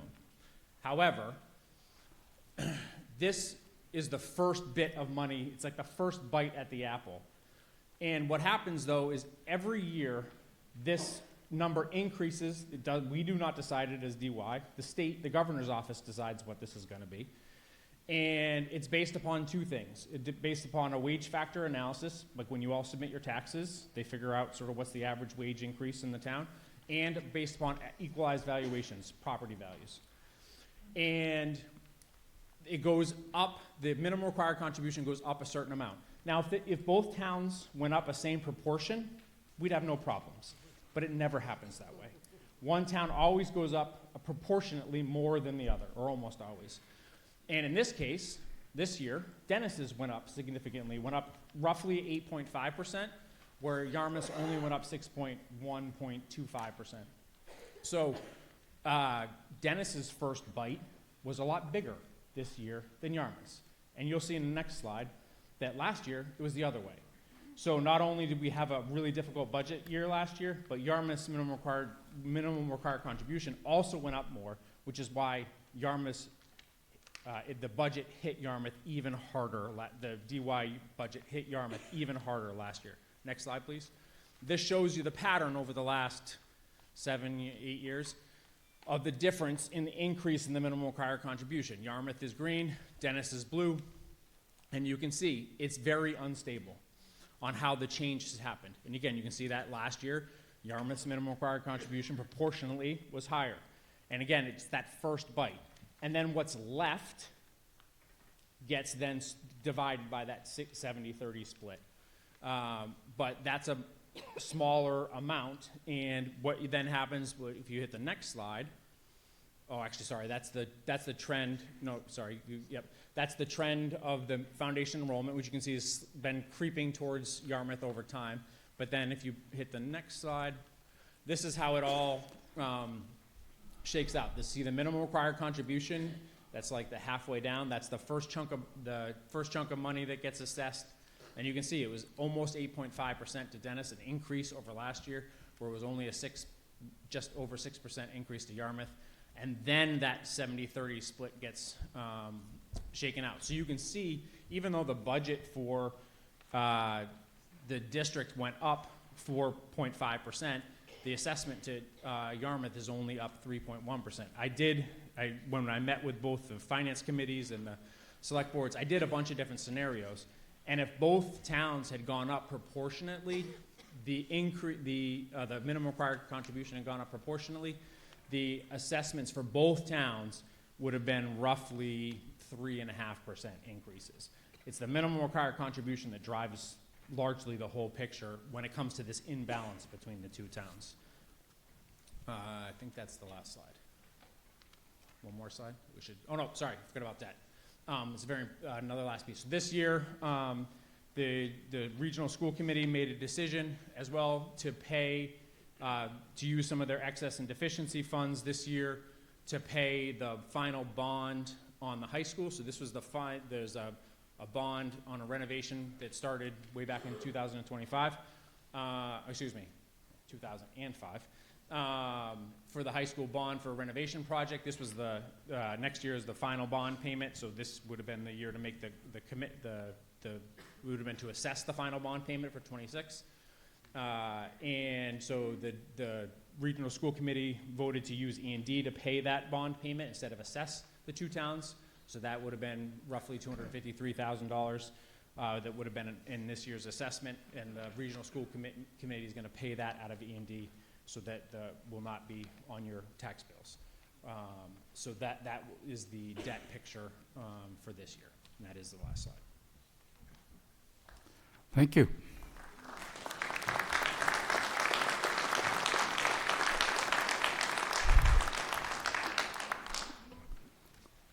Questions, comments? Okay. Hearing none. I have a question. Somebody? Oh. Go Lisa ahead. McNeil, Precinct 1. I had a question about the Opportunity Act funds, and I'm wondering, I know you said they came off the top, kind of. I'm wondering if you look at the proportion of students by town that are needy, or what those Opportunity Act funds are used for or meant for, and if they are assessed by town to take off the funds that way, proportionally. So that I can see you. So to answer your first bit of a question, then as far as a school district goes, the breakdown for students as far as into those different groups is roughly the same for us. The percentage of students that fit into each of those categories that live in each of the two towns is roughly the same. There might be a percentage point difference one or the other, but we don't see like a wide disparity between the two towns.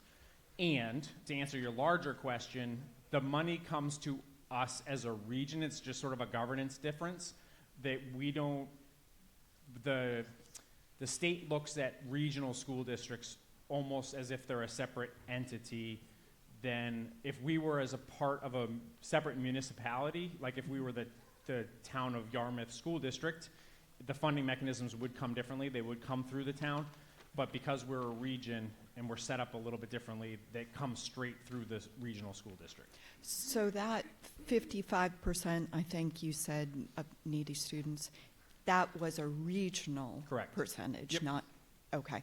And basically, it's about It's about the even. same yeah, it's, Okay. it does not like heavily weighted one way or the other, and then it averages out to 55. That holds pretty steady, whether you're talking about the kids at Ezra Baker Elementary School or Station Ave Elementary School or Emmy Small. Okay, thank And you. then, you know, obviously up through this school and through the high school. The high school. Thank you. Yep. Thank you. Am I missing anybody else? Okay. Yes, ma'am.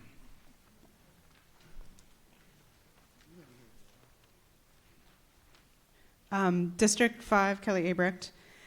This might be a ridiculous question, but I'm just trying to understand because it says here, such sum shall be raised by taxation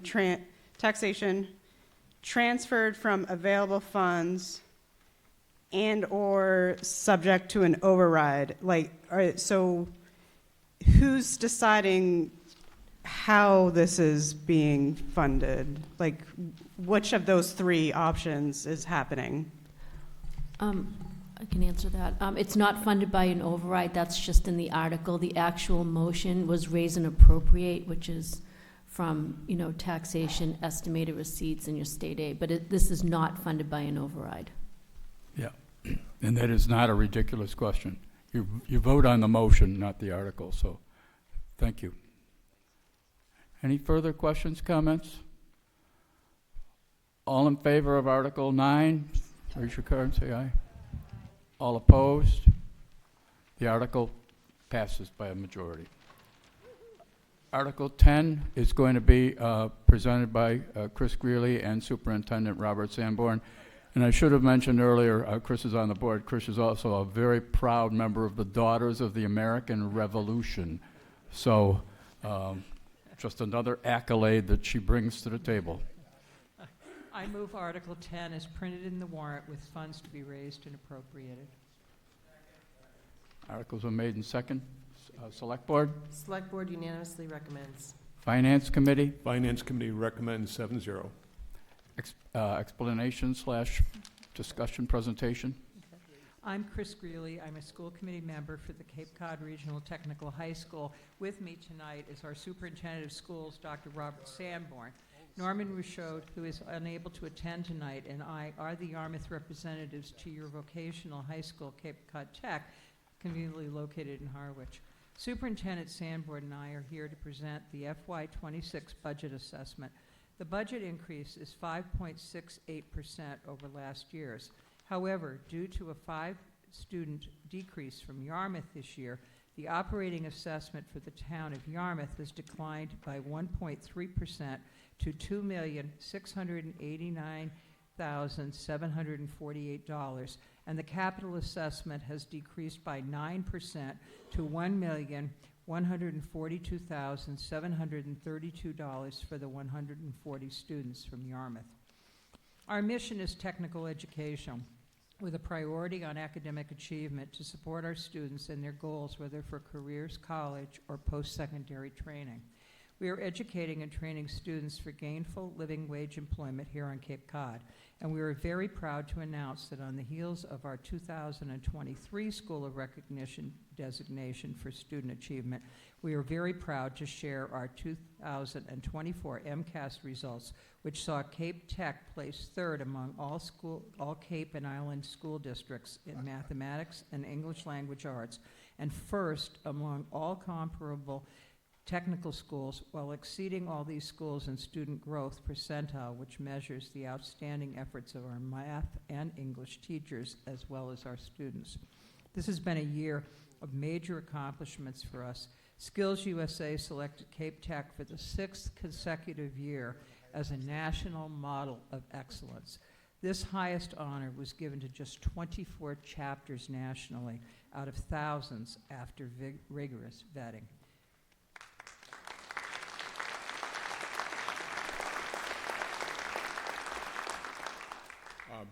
We are completing our 5th year in our brand new school, which we still call a brand new school, and this is the time I like to say thank you once again for supporting that back in 2017, a brand new Cape Cod Regional Technical High School.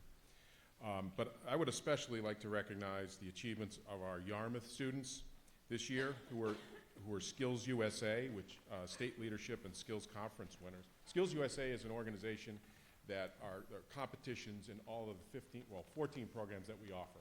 Our horticulture program competes in what used to be called Future Farmers of America. Now it's just FFA. But in Skills USA, district conference awards, gold medal was achieved in collision repair technology by Keegan Robbins Baird. In nurse assisting, Sierra Hoyt. Silver medals in automated manufacturing by Rowan Mercurio and Wyatt Doobie.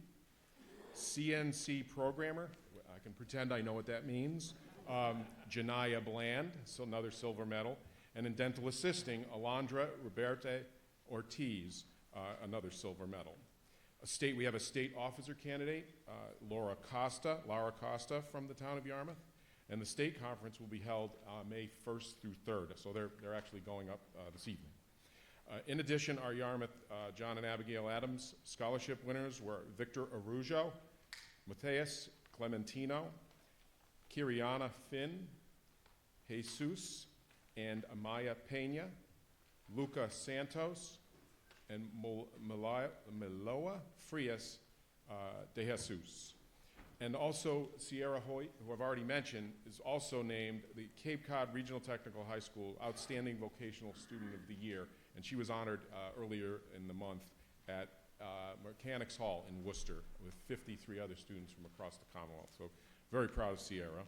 And then our National Technical Honor Society status was achieved by Victor Arujo, Ava Barboza, Tyler Ellis, Sierra Hoyt once again, Max Holton, Amaya Pena, and Matthew Riker.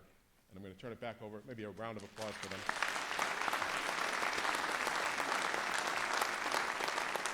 Thank you again. I'll turn it back to Chris. This obviously has been an exciting year of student achievement.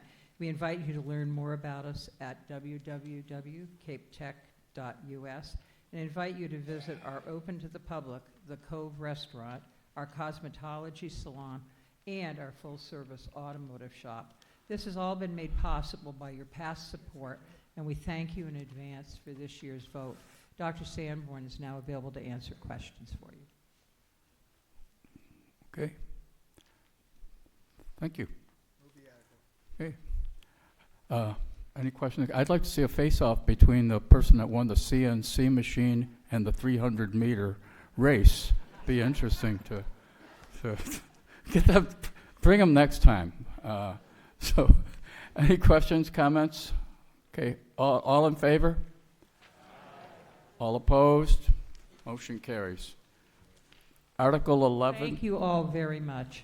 Thank you, Chris. Thank you, Bob. Article 11, presented by Selectwoman Argo. Mr. Moderator, I move Article 11 as printed in the warrant. Article's been seconded. Select Board? Select Board recommends 5-0.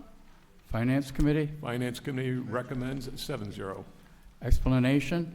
The Golf Department capital expenses are related to maintenance obligations, which will provide better safety, prevent the need for more costly projects in the future, and allow for safer and more effective on-site equipment service. The total for these improvements is $245,000, which will result from retained earnings through the Golf Enterprise account. Therefore, property tax dollars are not necessary for these investments. The retained earnings account has a $2,388,396 balance as of 11/19/2024. Thank you. Questions, comments? All in favor? Aye. All opposed? The motion carries. Article 12, which will require a 2/3 majority vote. Selectwoman Argo. I move that the town appropriates $4,400,000 for the rehabilitation of the equalization tank at the DPW septage facility, including all expenses incidental and related thereto, and that to meet this appropriation, the treasurer, with the approval of the Select Board, is authorized to borrow said amount under and pursuant to General Laws, Chapter 44, Section 7, parent 1, Section 8, parent 14, or pursuant to any other enabling authority, and to issue bonds or notes of the town, therefore. The Select Board and/or Town Administrator are authorized to apply for, accept, and expend any state aid, grants, or other revenue source that may be available for this purpose. Motion's been made and seconded. Select Board? Select Board recommends 5-0. Finance Committee? Finance Committee recommends 7-0. Explanation? The Septage Division proposes to repair the failing equalization tanks at the Yarmouth Septage Treatment Facility. The equalization tanks hold the raw septage before it enters the treatment facility. Raw sewage creates a highly corrosive environment that has resulted in failure of the concrete roof and sidewalls of the two equalization tanks. Due to the poor condition of the tanks, all traffic, including the septage hauling trucks, have been diverted so as not to put additional strain on the tanks. Extensive repairs to the tanks are necessary to avoid complete failure of the structures. The bond repayment is fully supported by septage revenues. Thank you. Questions, comments? Hearing none, seeing none. All in favor? Aye. All opposed? The motion carries by a 2/3 majority. Article 13. I move Article 13 as printed in the warrant. Article made second. Finance, or Select Board? Select Board recommends 5-0. Finance Committee? Finance Committee recommends 7-0.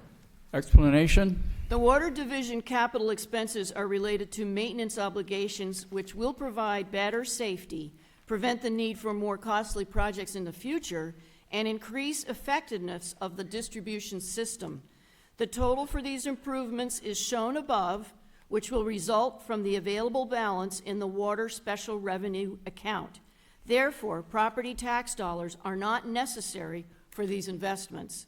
The Water Special Revenue account currently has a $2,540,611 balance as of 7/1/2024. Questions, comments?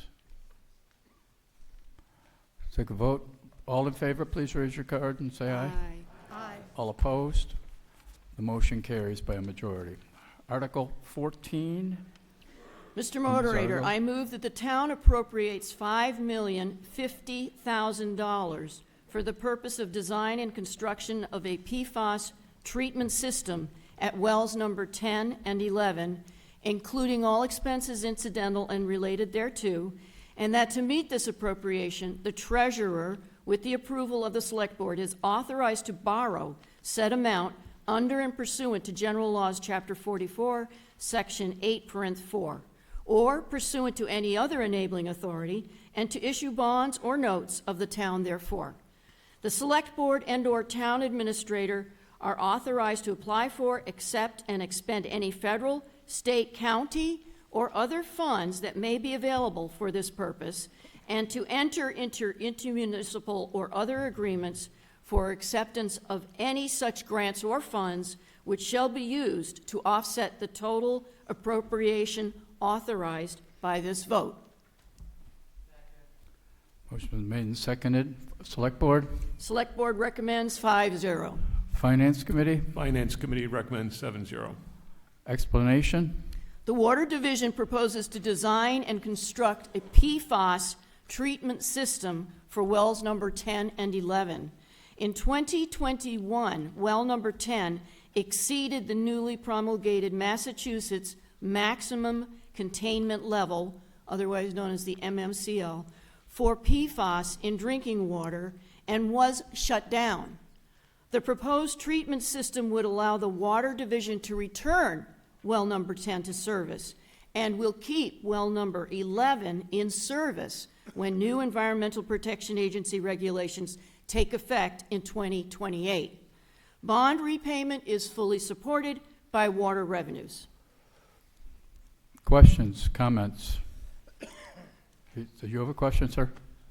Yes, Elvia Rodriguez, Precinct 4. I don't know if most people here know that the water quality report has just come out for 2024. This report used to be mailed to everybody, but now it's not, so you have to search it out. So maybe a lot of you people are not aware that in that report, that well number 11 has a big surprise for you.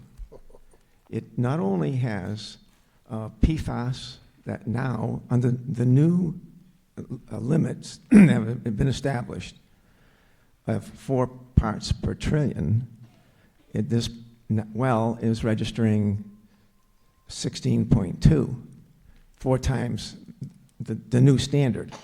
Even though EPA is not coming down on the towns right now and finding the towns to go above that, we should not operate this well, not only because of the high PFAS, because it also contains extremely high nitrogen levels. And the nitrogen levels for this year was, let me get it out, 16, I'm sorry. It was pretty high. It's 6. And at times, this well, number 11, has registered a 7.5 nitrogen level, nitrate level. And when you consider that 10 would damage infants, mortality actually, and people, elderly, harm them. And we all know what PFAS is doing. PFAS doesn't leave people very quickly. It lasts for a long time once you drink this. So I'm not against of the PFAS, the 5 million that is being requested for PFAS treatment. Obviously, we have to do that. What I am against is operating well 11. And this pump, when it comes online, is like 400,000 gallons a day. So all of us are going to be receiving, when they put this well on, a big 400,000 gallons worth of PFAS and nitrates. I think it would be unethical for the town to continue operating well 11. So I'm asking, as part of this, that that well be shut down. The other well, well 10, has been shut down for about 3 years now. So that's already shut down. But the town is considering keeping well 11 operating. Okay. And all of us are drinking this water. Yep. All of us. It's not just the people who live around this well. We are all drinking this water. So Okay. I am against that. Thank you. Well, I'm going to hold that because I'm going to probably ask Mr. Colby to answer maybe all at once regarding these 10 and 11 wells. Question in the back, Tom Sullivan. Tom Sullivan, Precinct 1. I live not too far from well 10, okay? And many years ago, well 10's not too far from our landfill. It's on Forest Road, just down a few hundred yards. PFAS, that well has got a lot more in it than just PFAS. If anybody understands how these wells work, they don't just draw up, they draw in from the side. I'm not buying it. The town hasn't done anything to look at it where the well 10 is being contaminated by the landfill. There is a plume from the landfill presently.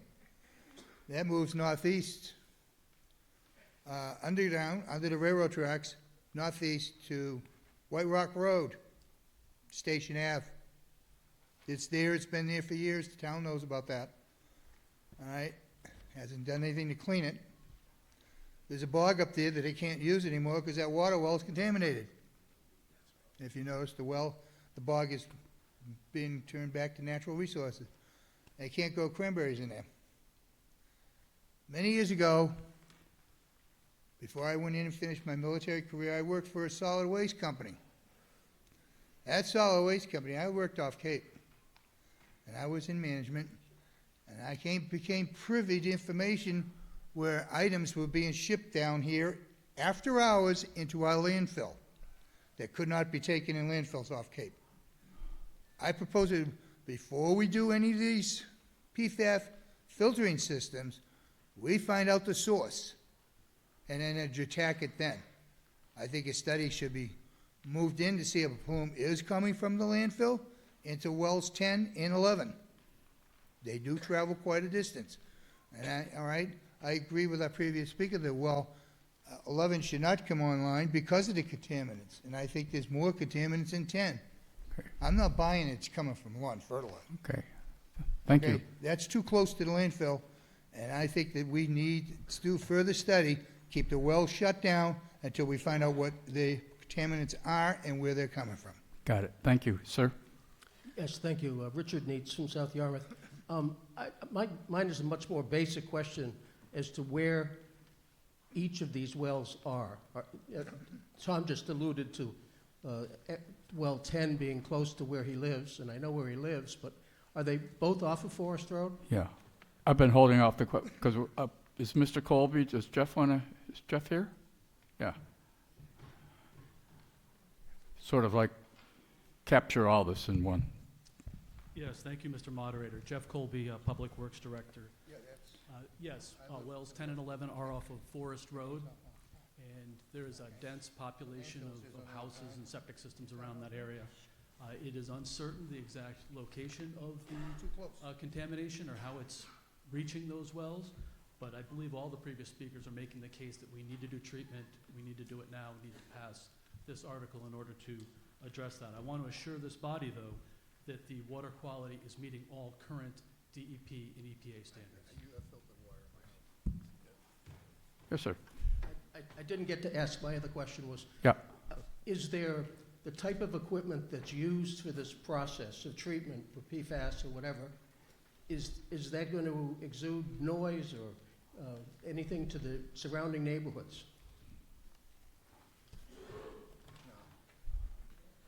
The short answer is no. It's a filter system. It's a granular activated carbon system, and we have a system in place at wells 4 and 5, which is off of Long Pond. There's no complaints. Okay. Question in the back? Yeah, Jeff, you might want to remain standing. A question, are we still selling water to Barnstable? No. All right, so how many gallons were we selling compared to what is in, what would come out of wells 10 and 11?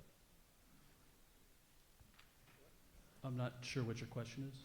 How many gallons were we selling to Barnstable before, and we could afford in our water supply quantity to sell water to them? How many gallons were we selling to Barnstable compared to what those two wells produce? It was several years ago that we were selling water to Barnstable, and to the previous speaker's points, that would be using those wells more often if we were continue to selling water to Barnstable. We only use well number 11 when it's absolutely necessary at the height of our highest peak usage. I don't have the exact numbers of I'm sorry to interrupt you. What I'm driving at here is if we were selling like 5 million gallons to Barnstable, and these two wells would produce 5 million, well, we've got the 5 million back from Barnstable, so why do we need to spend another $5 million to take PFAS out of those two wells? And the second question is, there's a development proposal.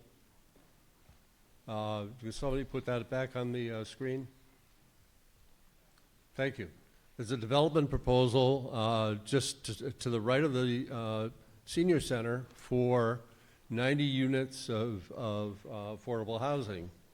That'll contribute significant additional nitrates to the water, and wells 10 and 11 are right in the way of any wastewater coming out of that proposed development. Now that aside, that would make those wells even worse from a nitrate level. So, to me, spending $5 million at this point, we have way more water in our water supply system based upon the report, forgotten the name of the firm, but engineering firm that reported that we have a lot more water than we would ever utilize. So, you know, spending $5 million when we have an ample supply of water, and when those wells could get contaminated further by a development on Forest Road, makes no sense. Mr. Moderator, could Yeah. I comment on that? Yeah. We do not have ample water in the summertime. We use all of our wells to the maximum of their capacity. We need all the production that we have. We need to bring wells number 10 and 11 in a clean way, treated because of this funding in this article, online as soon as possible to meet the public demand. Thank you. Do you have a question or? Yes, I do. Yeah. Several years ago, pumps 4, 5, and 10 had been shut down for a couple of years. So we were able to get by with 3 pumps down. Now you're saying we got to use 11. 10 and 11 will be down. But you survived, and I think it was during when we had the problem with the level of the water, the climate. We did not need another pump. We had 3 pumps down and we survived that. Don't operate pump 11. I'm not sure that's, okay. Any further questions, comments? Yeah, point of order, Mr. Moderator. Let's move the question, please. Yeah. All in favor, does this require 2/3? Yeah. All in favor of the article, please raise your card and say aye. Aye. All opposed? There are some opposed, but it passes by a 2/3 majority. Article, what are we? 15. I move that the town appropriates $2 million for the purpose of replacing the water main on a portion of Route 28 for an estimated distance of 1 mile, including all expenses incidental and related thereto, and that to meet this appropriation, the treasurer, with the approval of the select board, is authorized to borrow said amount under and pursuant to general laws, Chapter 44, Section 8, Parent 5, or pursuant to any other enabling authority, and to issue bonds or notes of the town therefore. The select board and/or town administrator are authorized to apply for, accept, and expend any federal, state, county, or other funds that may be available for this purpose, and to enter into municipal or other agreements for acceptance of any such grants or funds which shall be used to offset the total appropriation authorized by this vote.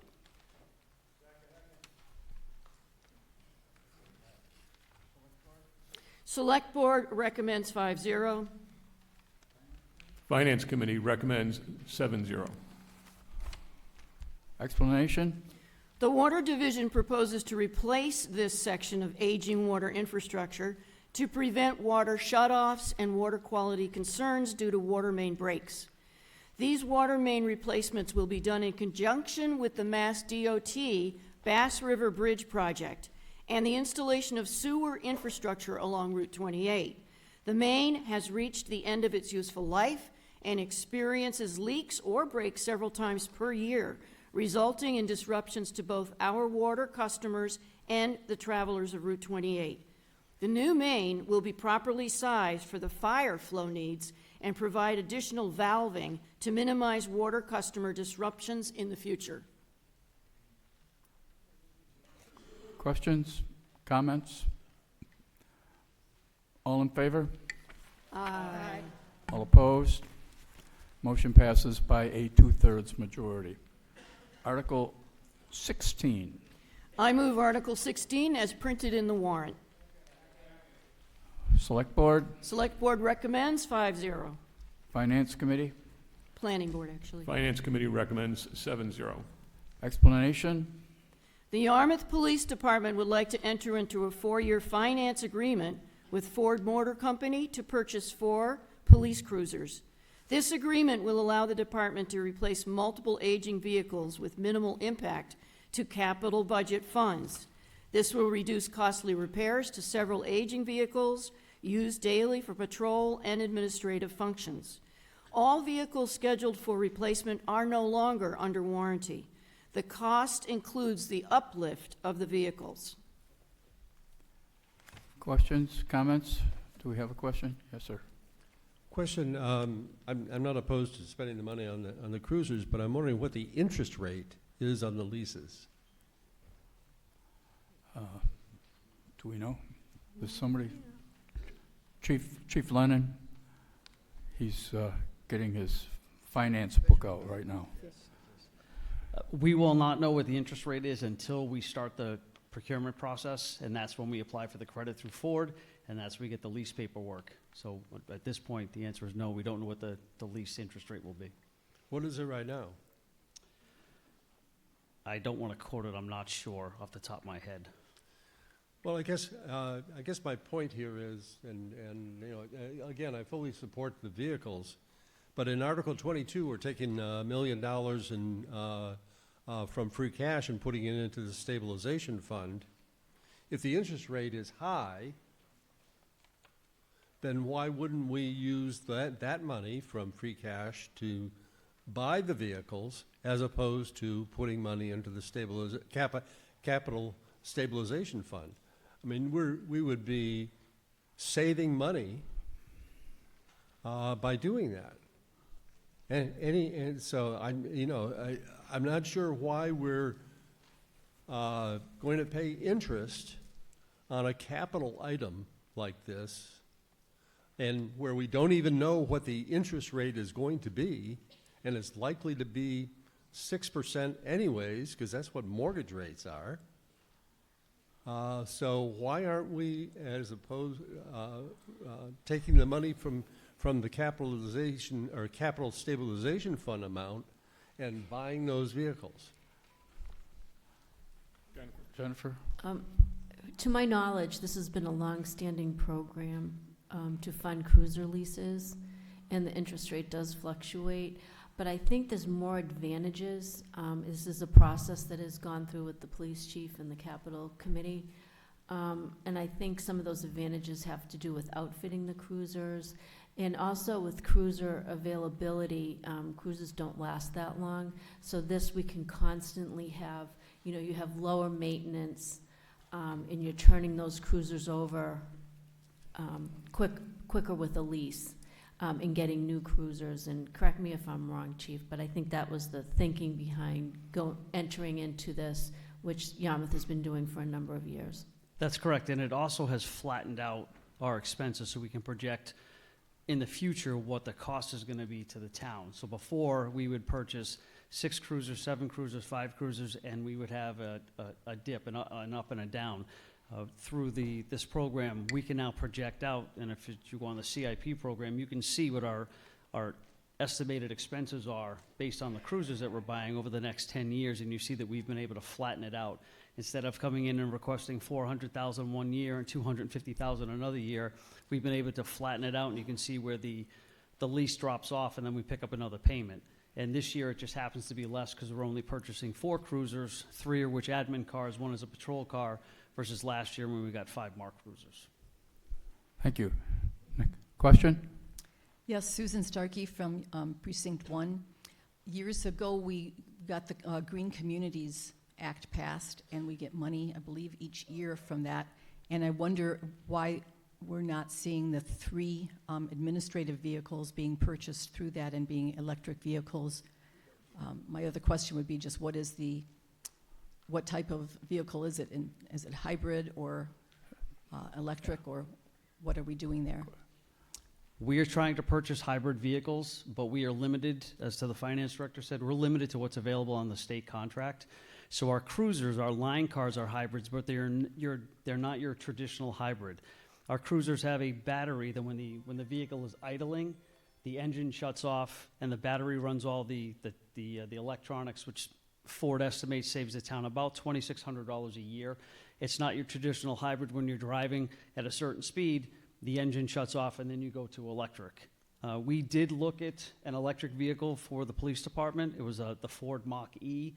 That was priced out at about $70,000 before we put the charging station in at the police department. And the administrative vehicles are taken home by our detectives and our lieutenants. So we would have to look at a charging capacity at their home so that the car always stays charged. Because you cannot charge an electric vehicle up to 100%. You can't use I'll use the rapid charger for probably lack of a better term. So we're looking at these vehicles. The cars we're looking at right now is like a Chevy Malibu, which meets the green community standard because the combined MPG is over 22 miles per gallon. So we do look at what's out there and what's available to us. And right now our options are limited because we have limited dealerships that we can work with in Massachusetts. Thank you. Thank you. Ready to vote? I have a follow-up question. Yep.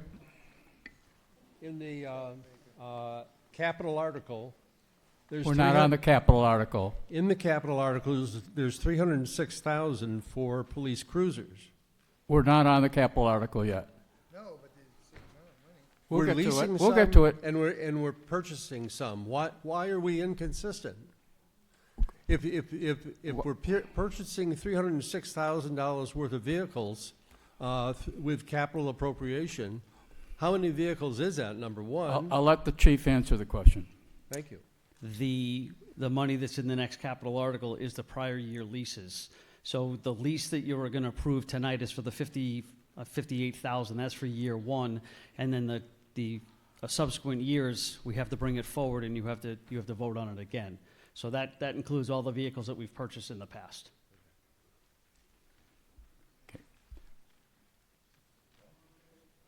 So, all in favor of Article 16?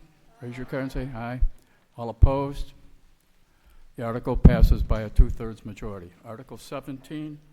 Mr. Moderator, I move Article 17 is printed in the warrant with funds to be transferred from the ambulance fund receipts reserved for appropriation. Article's been seconded. Motion's been seconded. Select Board? Select Board recommends 5-0. Finance Committee? Finance Committee recommends 7-0. Explanation? Fire department vehicles and life safety equipment are funded by ambulance revenue. This article supports the repayment to stabilization for Engine 42, which was purchased in 2021. Fire receipts reserved for appropriation has a balance of $3,141,587 as of February 13th, 2025. Comments, questions? All in favor? Opposed? Motion carries. It wasn't 2/3. No. Article 18. Mr. Moderator, I move that the town appropriates $2 million to purchase one Quint fire apparatus, including the payment of all costs incidental and related thereto, and that to meet this appropriation, the treasurer, with the approval of the select board, is authorized to borrow said amount under and pursuant to general laws, Chapter 44, Section 7, parentheses 1, or pursuant to any other enabling authority, and to issue bonds or notes of the town therefore. The select board and/or town administrator are authorized to apply for, accept, and expend any state aid, grants, or other revenue source that may be available for this purpose. Select Board? Select Board recommends 5-0. Finance Committee? Finance Committee recommends 7-0. Explanation? The Yarmouth Fire Department has historically maintained 6 fire engines and 1 ladder truck. Engine 44 is now 26 years old and is beyond its serviceable life. It has been taken out of service for safety concerns. The department's plan is to transition to 4 engines and 2 Quint ladder/engine combos over the next few years. This article will replace Engine 47, 20 years old, with a Quint, which will extend the useful lifespan of Tower 41 that underwent a major refurbishment. Next year, we would seek to replace Engine 48, and we can move Engine 45 into reserve status when that replacement arrives. Bond repayment will be supported by ambulance revenues. Questions, comments? All in favor? All opposed? Passes by a 2/3 majority. Article 19. Mr. Moderator, I move Article 19 as printed in the warrant. Select Board, Select Board recommends 5-0. Finance Committee, Finance Committee recommends 5, 0, and 1. There was one abstention for potential conflict of interest. okay, thank you. Before we take questions or comments, I'd like to ask you to take a minute or so and look at these capital items, similar a little bit to what we did on Article 2, so you have a chance to peruse what you might want to question rather than just not do that. Mr. Moderator, while they're doing that, this article funds the various proposed fiscal year 2026 capital improvement program from all departments. The balance in free cash is $7,792,769 as of November 19th, 2024. Thank you for the explanation. And in the meantime, take a few more seconds to take a look.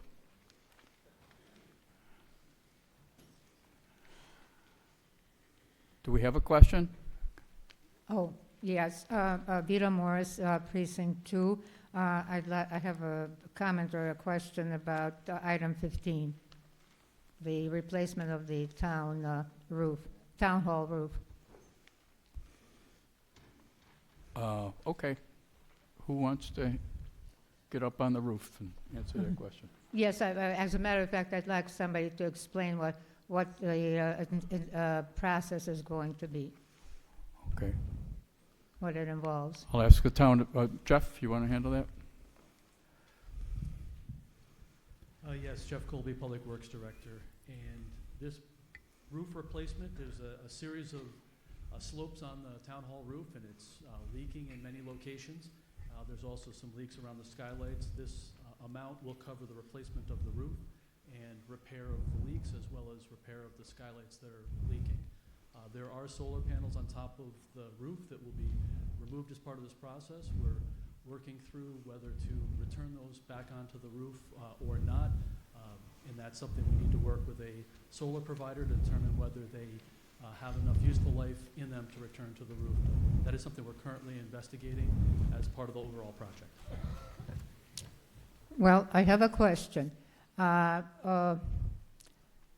guess it will depend on what information you get, because I was told actually that they were planning to just return the solar panels back on the roof, the used ones, which are coming to very much their lifespan, the end of their lifespan anyway. But I guess, would there be an adjustment to the cost of this $200,000 if, depending on what happens with the solar panels? Yes, this is a cost that covers all the components that I mentioned. If there's some elements of the project that don't need to be executed, there would be a savings. Question?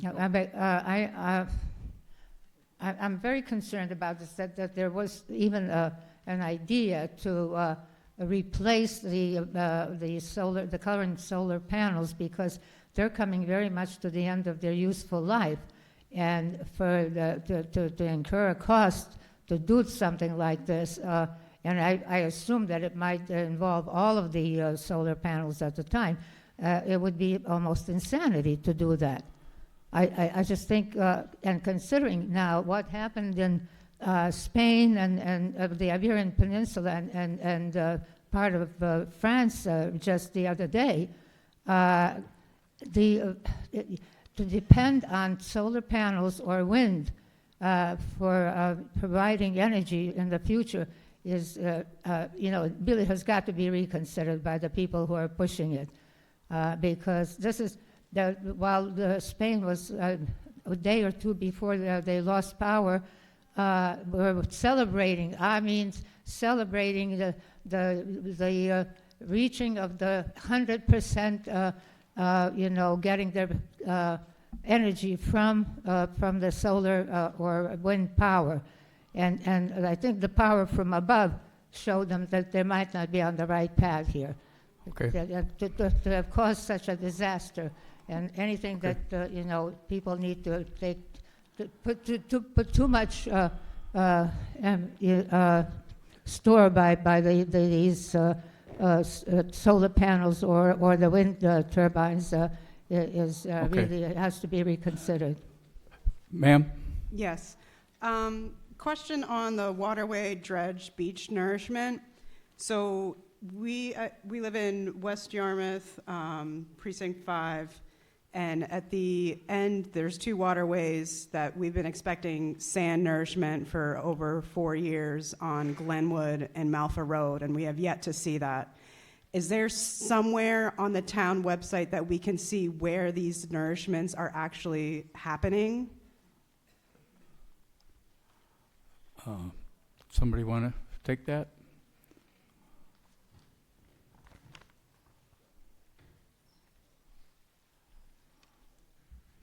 Hi, good evening. Dave Condon, Acting Director of Natural Resources. On the website, no, we don't have a outlined map of what the nourishment sites are. I understand that the Hyannis Park area, Glenwood, Malfa, that those townways are in need of nourishment, and I think certainly a lot of the select board knows that that's been a work in progress with Town of Yarmouth dredging, but also the greater picture in Lewis Bay with the Hyannis Channel and Steamship Highline and the Army Corps dredging for that project. For right now, we do have our 10-year comprehensive permit does allow nourishment on those sites. In the past, I don't have it off the top of my head, but the last 4 or 5 years we have not actually done any dredging in Lewis Bay, or any dredging with the county dredge, any hydraulic dredging. I anticipate we will be doing dredging hopefully this coming year or the next year in Lewis Bay in the Englewood Channel, and whether or not we are able to have some of that sand put up on the townways, Glenwood, Malfa, the other ones in Hyannis Park is to be determined based on how much we can and cannot dredge. Thank you. Any more questions? Yes, sir. Yeah, I got question number 31. Why do we need electric mountain bikes for the police department?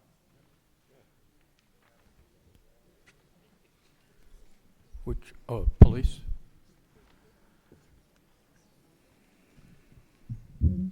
Our current fleet of mountain bikes are all broken down, and electric bikes are the new technology and the new trend.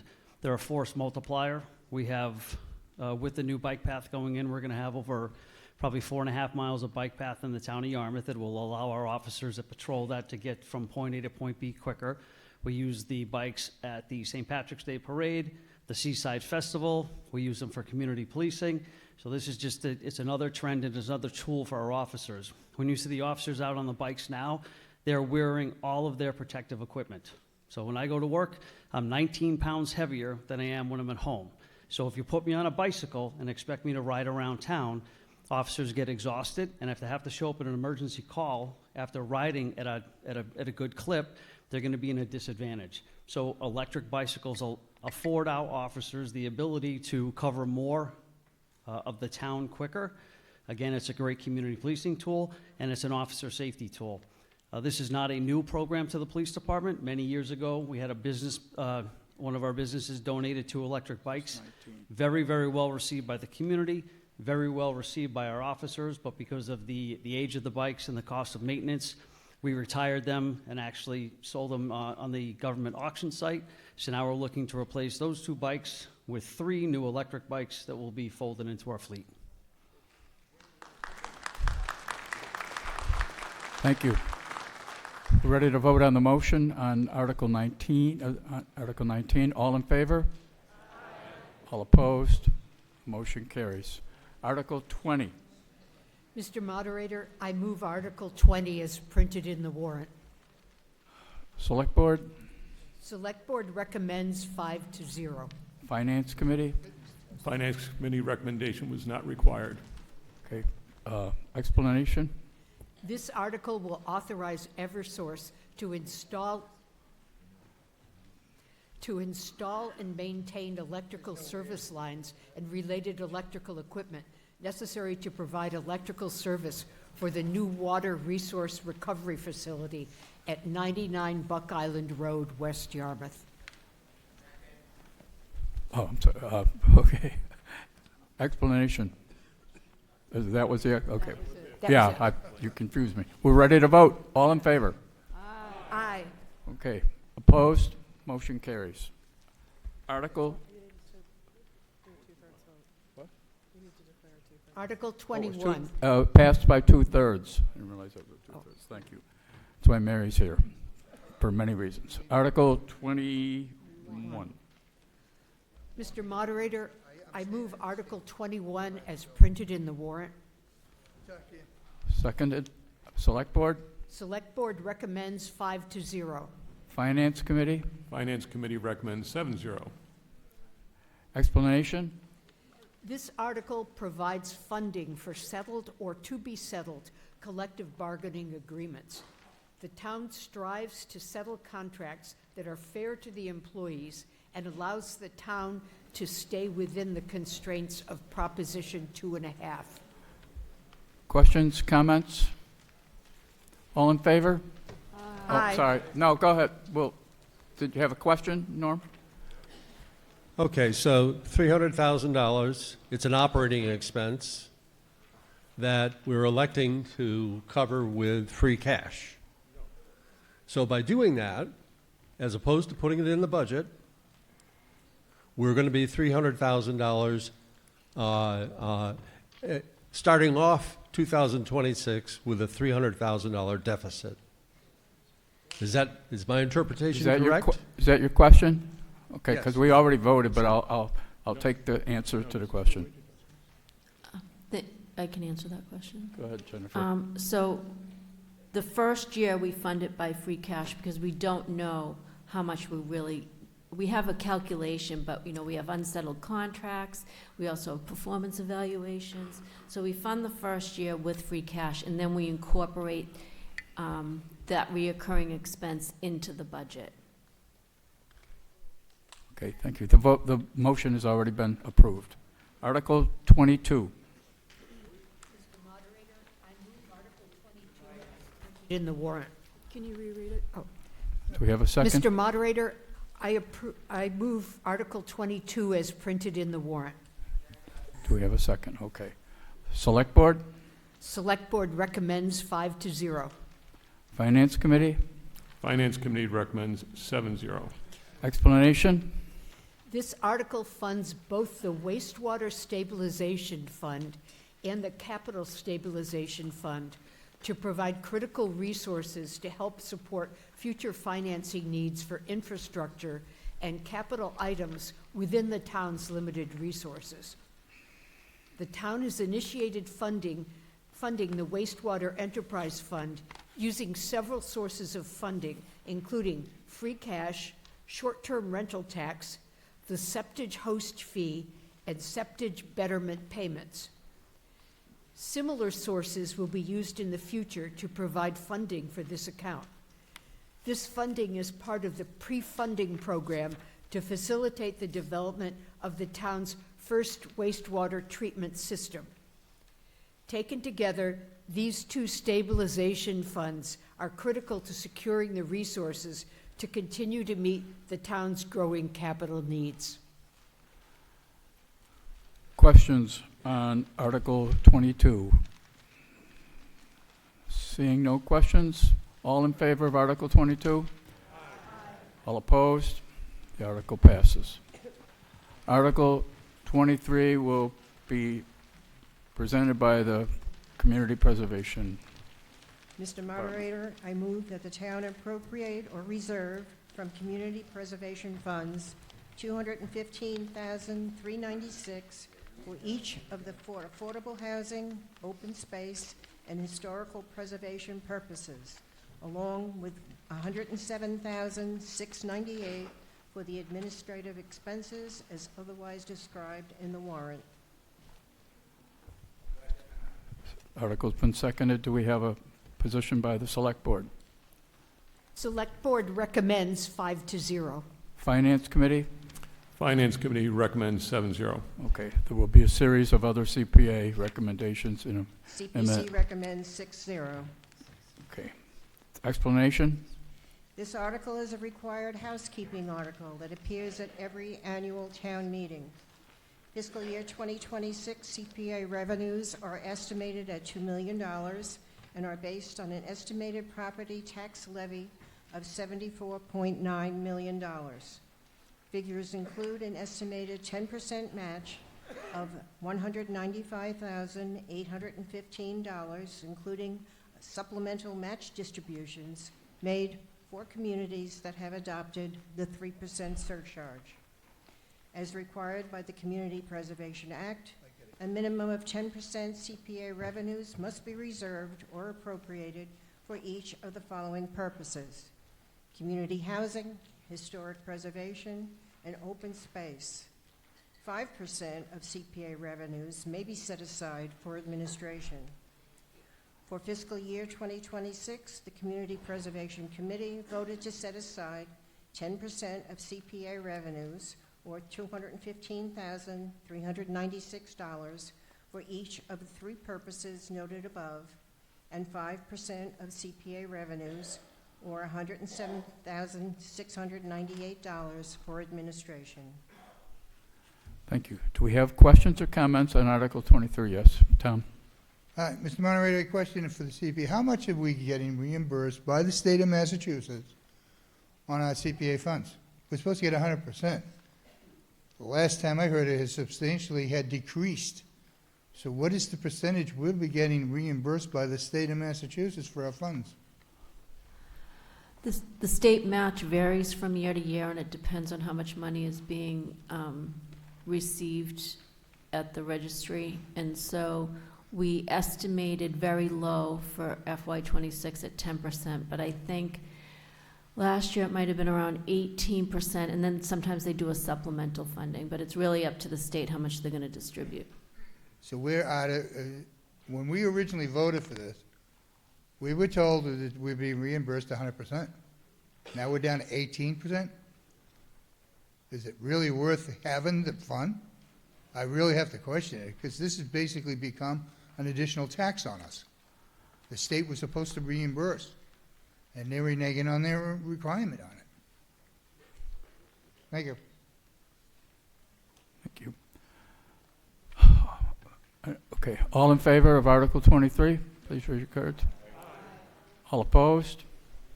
Okay, the motion passes unanimously, or pretty close. Article 24. Mr. Moderator, I move Article 24 is printed in the warrant. Second. Select Board? Select Board recommends 5-0. Finance Committee? Finance Committee recommends 7-0. Community Preservation? 7. Okay. Okay. Explanation? Project A would appropriate CPA funds for the Yarmouth Municipal Affordable Housing Trust, created under the Massachusetts General Laws, Chapter 40, Section 55C, to create, preserve, and support affordable housing at or below 80% of the area median income.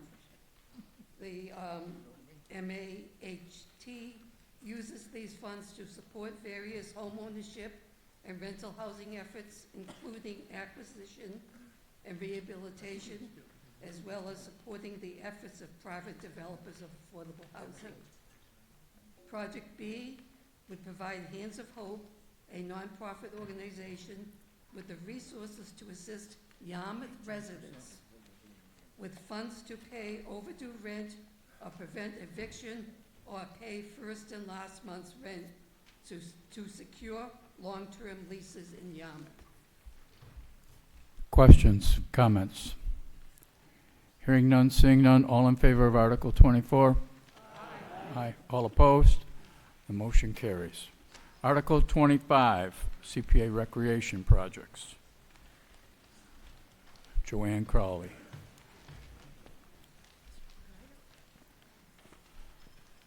I move Article 25 as printed in the warrant. Article's been made and seconded. Select Board? Select Board recommends 5-0. Finance Committee? Finance Committee recommends 5-0 with 1 abstention. Explanation? Community Preservation also recommends 7-0. Sorry, go ahead. Explanation. This article appropriates CPA funds for open space and recreation projects, with each item appropriated as a separate project. Project A would partially fund the replacement of the 30-year-old playground at Station Avenue Elementary School to provide safety and to meet the need for ADA accessibility. Additional funding will come from the capital budget, the school budget, and PTO fundraising. Project B would partially fund replacement of the outfield fence and the installation of a new warning track and batter's eye to improve player safety at Red Wilson Field. The YD Red Sox have also applied for funding from the Dennis CPC. Project C would fund the completion of the new Chasebrook Park. The master plan concept was approved by the Select Board in August 2022 and will transform 3 properties, the current Chasebrook Park, the former Yankee Village Motel site, and Mill Creek Park, into one cohesive waterfront park, which is named Chasebrook Park. The project includes new trails, invasive species management, native landscaping, improved accessibility and amenities, and a pedestrian bridge over Chasebrook. $25,000 has been awarded from the Yarmouth Conservation Fund, $37,720 from the Tourism Revenue Preservation Fund, and $434,230 from the Southeast New England Program Watershed Implementation Grant. Additional funding is being sought from other state and federal sources. Project D is a repurposing of a portion of CPA funds originally appropriated under Article 22 of 2018. Said funds being initially for the sole purpose of acquisition and site improvements at the Yankee Village property. Acquisition costs were offset through a state grant, leaving a balance, which has been used for design and engineering associated with this parcel. The article repurposes the balance so that it may be used on site improvements for the entire Chasebrook Park master plan, which includes the current Chasebrook Park, the former Yankee Village Motel site, and Mill Creek Park. Thank you. Questions, comments? Yes, Mr. Moderator, right here, please. Yeah. Good evening, Tom Nicanel, Precinct 3. Could someone tell me the total cost of the Chasebrook Park when it's done, please? I'm going to ask Karen Green to help me on that one. Our Director of Community Development. Yeah. Hi, I'm Karen Green. I'm the Director of Community Development for the town. The cost of the new park is $1.64 million. The acquisition was not included in that amount. So the total cost would be what? The total cost of the new park is $1.64 million. The acquisition was $949,000. And do you know the total cost of the drive-in site? And that's going to be what?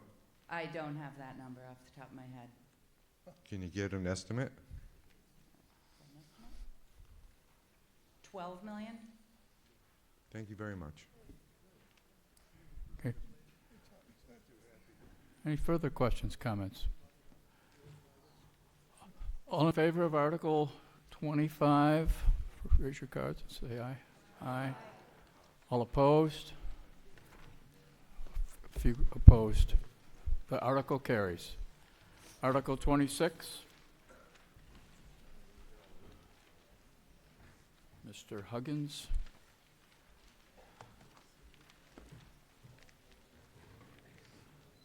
Oh. I'd like to move Article 26 as printed in the warrant. Article's been made and seconded. Select Board, Select Board recommends 5-0. Finance Committee, Finance Committee recommends 7-0. Community Preservation Committee recommends 7-0. okay, explanation. This article appropriates CPA funds for historic preservation projects, with each item appropriated as a separate project.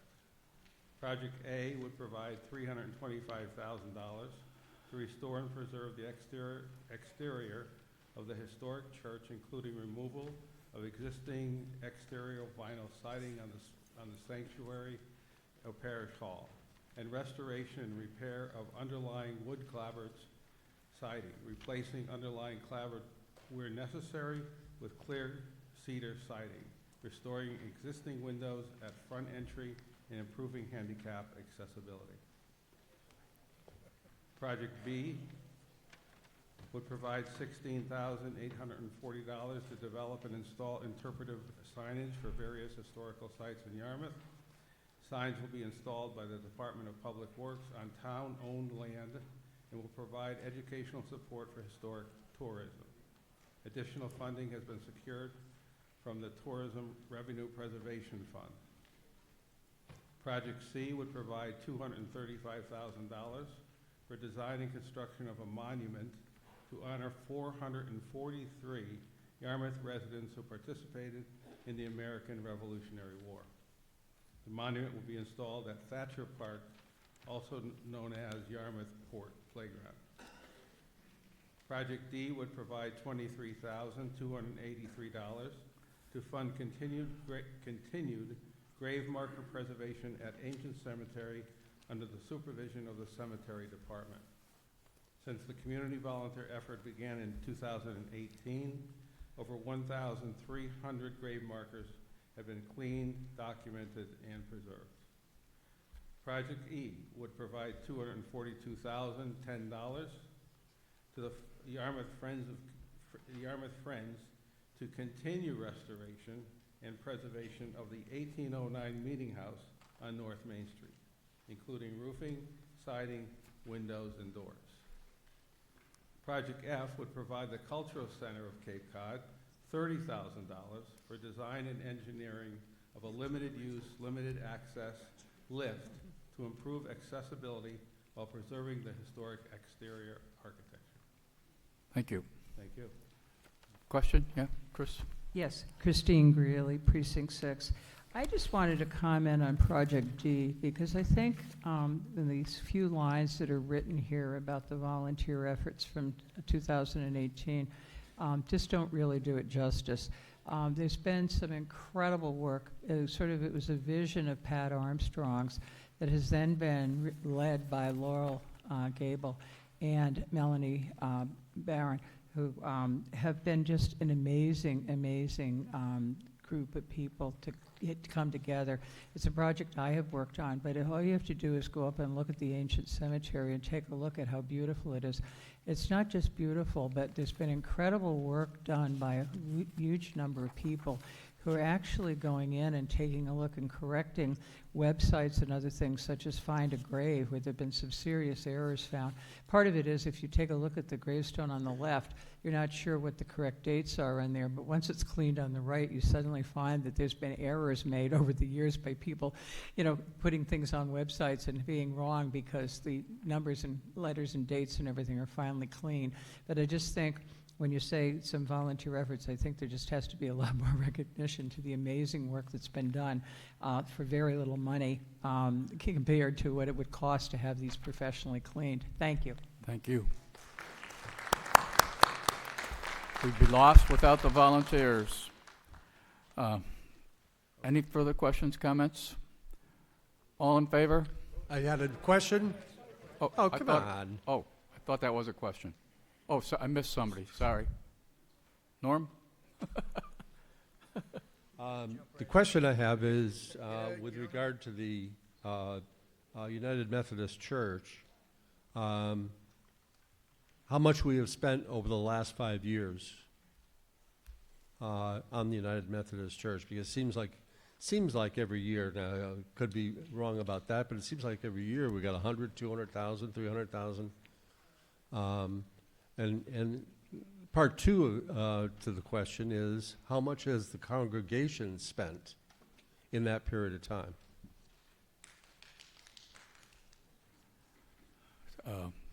I don't know if anybody has the answer to the grand total over the years. Does anybody? Either we have a response or we don't. Okay. Karen.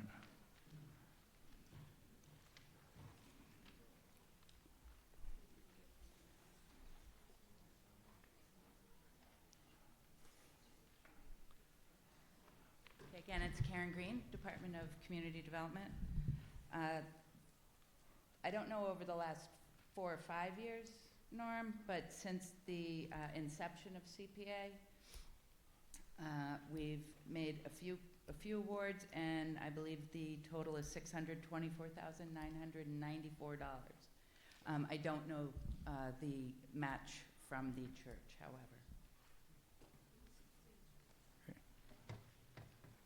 however. Question, have we thought about making these awards matching awards? Absolutely. And I don't know, is there a match in the application, Domri? There's also in-kind work. I know that the congregation performs on these projects. Sure. Well, I guess I would encourage some accountability when you come before the town meeting, some accountability from a private institution. And I want to see our institutions maintained and as much as anybody else. But I think when it's a private institution, we should know how much is being spent by that institution itself. I'm sorry, I don't have that number right now, but it's absolutely a priority. Oh, we have someone here, and it is a priority for the Community Preservation Committee to ask about match, and they absolutely do have these conversations and take it into consideration when they're making their awards. Hi, Leslie Hathaway. I'm a trustee at the church. And the budget for this project is about $450,000, and we're approved for $325,000. So if you do the math, we're certainly contributing a fair amount. And recently, we just finished restoring each of the historic windows. There are 4 of them in the main church at a cost of $10,000 per window. So that was $40,000 recently spent. Thank you. Thank you. Was there a Chris. question back there? Yes, Chris George, Precinct 1. Yes, sir. I'd like to ask the town to disapprove of CPA funds for Project C. Is this the right place to do that? No, Mr. Moderator, point of order, we've already taken a vote. We took Well, the we- vote already we- on we Article took a 26. vote. So if there's, I'm not sure what we're doing taking more comments when we've taken a vote already. Well, I missed a comment. It's my Okay. fault. But the question is pertinent. I mean, So then you need do a you motion make to it- are you- reconsider the vote, right? Because we've we already took taken a vote. it. We took a So- vote. The vote is closed. Motion to reconsider? The article passes. Article 26. That was Article 26. We move on to Article 27. I didn't see a vote. Are there any nays on the vote? Nay. 2 nays. Few nays. He's got a nay. I'm going to move on. The Article 27. Go Mr. ahead. Moderator, I move Article 27 as printed in the warrant. Select Board, Select Board recommends 5-0. Finance Committee, Finance Committee recommends 7-0. CPA Explanation? recommends 6-0. 6-0. Explanation is this article would set aside 10% of estimated CPA revenues, $215,396 in the open space reserve for future use. Questions, comments on Article 27? Do I see any? All in favor? All opposed? The article passes. Article 28.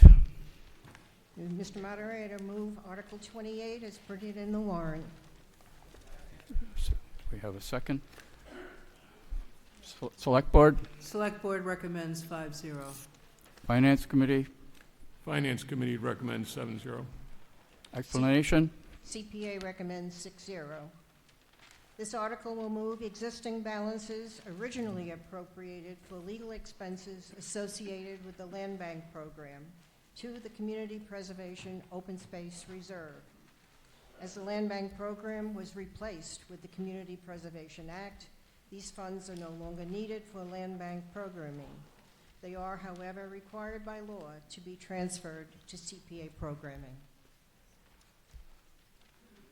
Questions, comments? Seeing none, all in favor? All opposed? Motion carries. Article 29. Be made Mr. by Moderator, Mr. Forrest. Yes, sir. I move Article 29 as printed in the warrant. Select Board, Recommends unanimously. Finance Committee, Finance Committee recommends 7-0. explanation. Mr. Moderator, the Tourism Revenue Preservation Fund was established by special legislation and draws upon rooms and meals tax receipts. Funding is overseen by the Community and Economic Development Committee and is used to stimulate the local tourism economy through physical improvements, marketing, and special projects. Questions? Mr. Moderator? Oh. Tom Yeah. McAnally over here on the east side, I think. Sorry, Tom. Yep. Thank you. Precinct 3. I was just wondering if someone could tell me the number on this article is total appropriation 520. Can someone tell me when that number went up? Because last year it was 580, and it keeps on going down. Does anybody know when it actually goes up? Karen, do you have the calculation? Okay. Okay.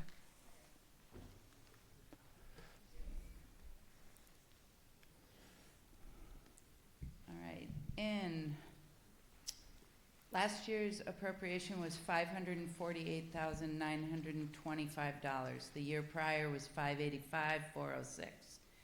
And the year before that, in FY23, it was $567. So it went up in 23 to 24, and it's been going down ever since. Thank you very much. Thank you. Any other questions, comments? Okay. All in favor? All opposed? Motion carries. Article 30. Mr. Moderator, I move Article 30 as printed in the warrant. Articles were made in second. Select Board, Recommends unanimously. Finance Committee, Finance Committee recommends 7-0. explanation. Mr. Moderator, this article authorizes a study for the possible creation of a town common in this important area of the village of South Yarmouth, which is surrounded by public facilities, including the old town hall, or the town hall, and nearby historic cultural center of the old Main Street area. The project was initially recommended by the July 1, 2008 report to the Board of Selectmen of the John Simpkins School Review Committee, but was not implemented back then due to financial concerns at the time. So this project would help to strengthen the village character of the community and provide an important public space for community events and celebrations. Questions, comments? Yes, sir. Mr. Moderator, David Reed of Precinct 2.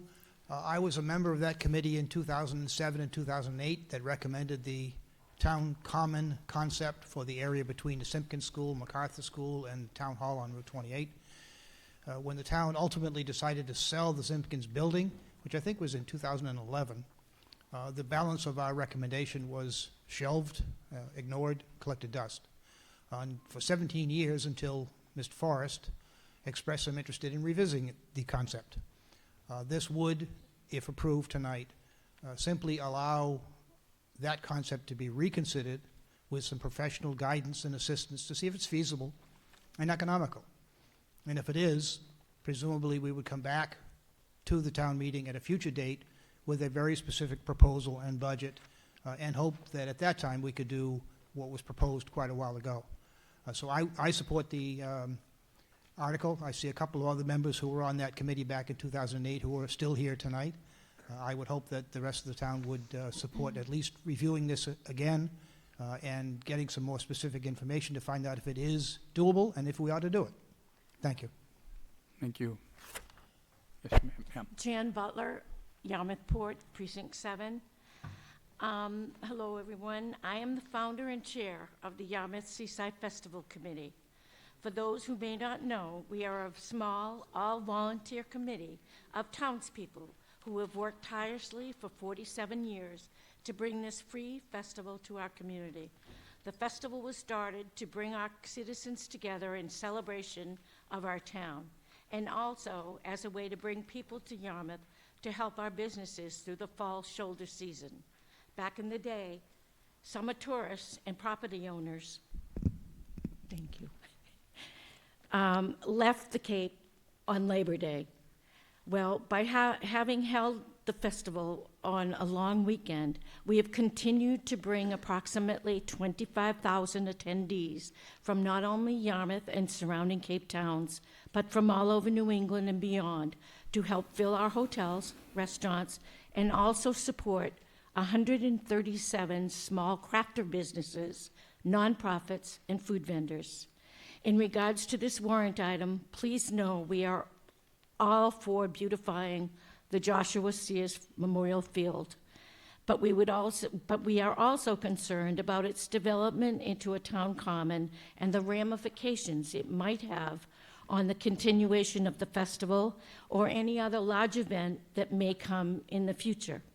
I realize the festival is only one event, but this field is the only area in the town large enough to hold this type of event and have the necessary entrances and exits for public safety.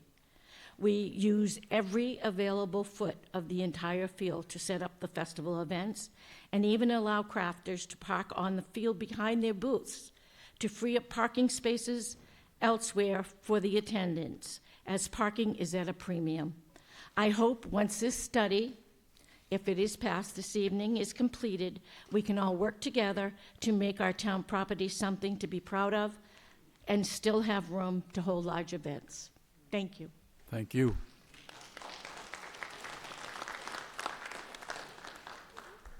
Are there any further comments or questions?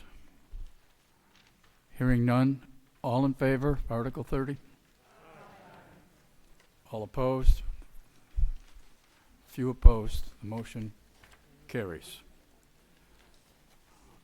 Article 31. Mr. Moderator, I move Article 31 as printed in the warrant.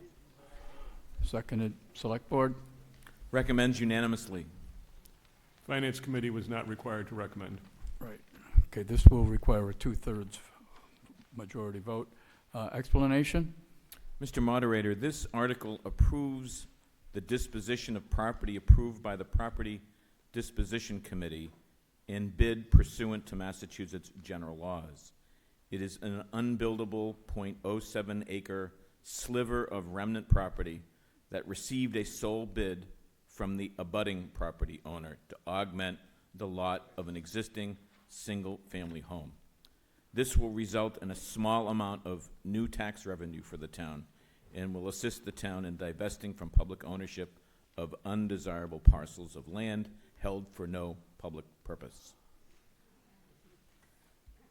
Questions or comments? Yes, ma'am. Yes, ma'am. Hi, my name is Christina Petrillo, Precinct 3. My question is, now, I'm just going to ask the stupid questions because I need to know. This is a residential property owner that's looking to purchase this sliver of land? Is that correct? Okay. That's what it says, yeah. Yes, Okay. that is correct. So what is the process for someone to be able to do that, and how long do they have to give notice in trying to get a property owned by the town? Well, I don't want to advertise that there's property available for everyone to buy to augment their single-family home.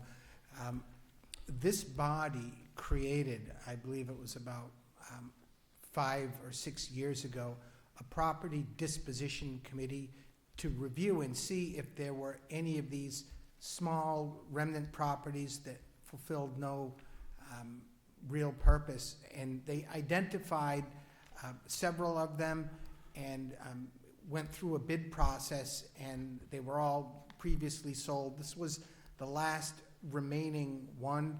So we don't have a process where you can come in and apply to the town to get town property. But the town did do a previous study with a committee, identified a number of properties to divest, and has completed all of those, so there aren't any currently on the list. But if you do have a piece of property that is owned by the town, we do have a committee that could examine that and determine if there is a public process for that. So I've been asking for 8 years for someone to look at this piece of property, and nobody has gotten back to me. I filled out the form every year since 2018. So if this person can buy a town-owned property and has probably gone to ask for this property in less time than it's taken for me to get an answer. So it's a small revenue for the town for additional taxes if I was to be able to purchase the property that abuts mine. That is landlocked and nobody else would be interested in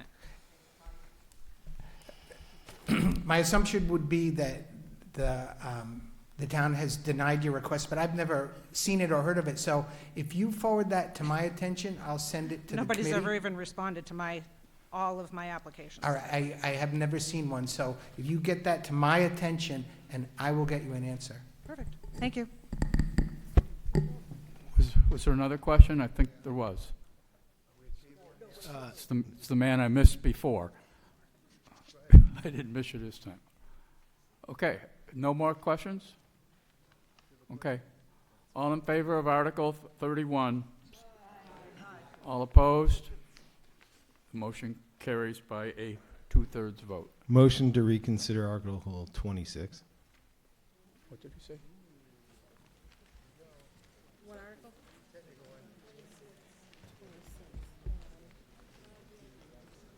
Article 23? 26. Okay. This is to what? Reconsider Article 26. Do you have a piece of new information you want to add to the discussion of the article? I do. I would like What's your new information? the town to consider disapproving funds for project letter C, and would like to submit some comments to encourage voters to join me. He's a minute early. Hang on one moment. Yeah. Let me hold on. Christopher George, Precinct 1.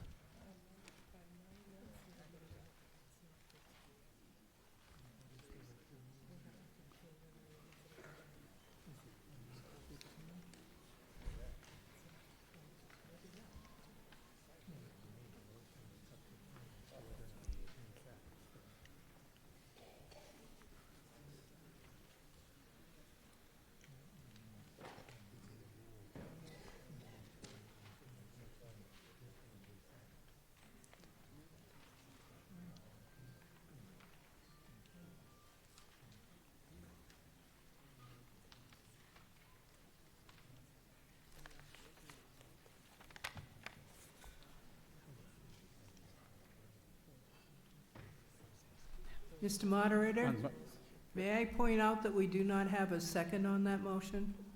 I have, yeah, there is a second now. Okay. So I have to take a vote on whether to reconsider. Yeah.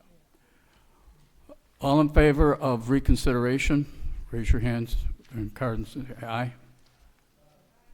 All opposed? Okay.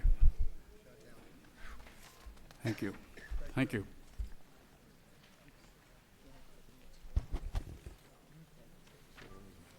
Article 32.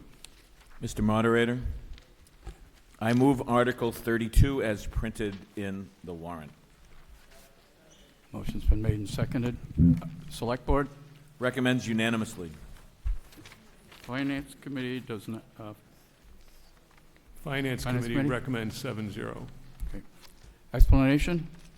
Mr. Moderator, the Dennis Yarmouth School Committee turned the former Mattakees Middle School over to the town of Yarmouth on August 31st, 2023.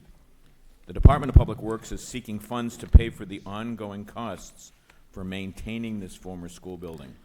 The necessary costs include electricity, gas, HVAC maintenance, and various building system maintenance costs.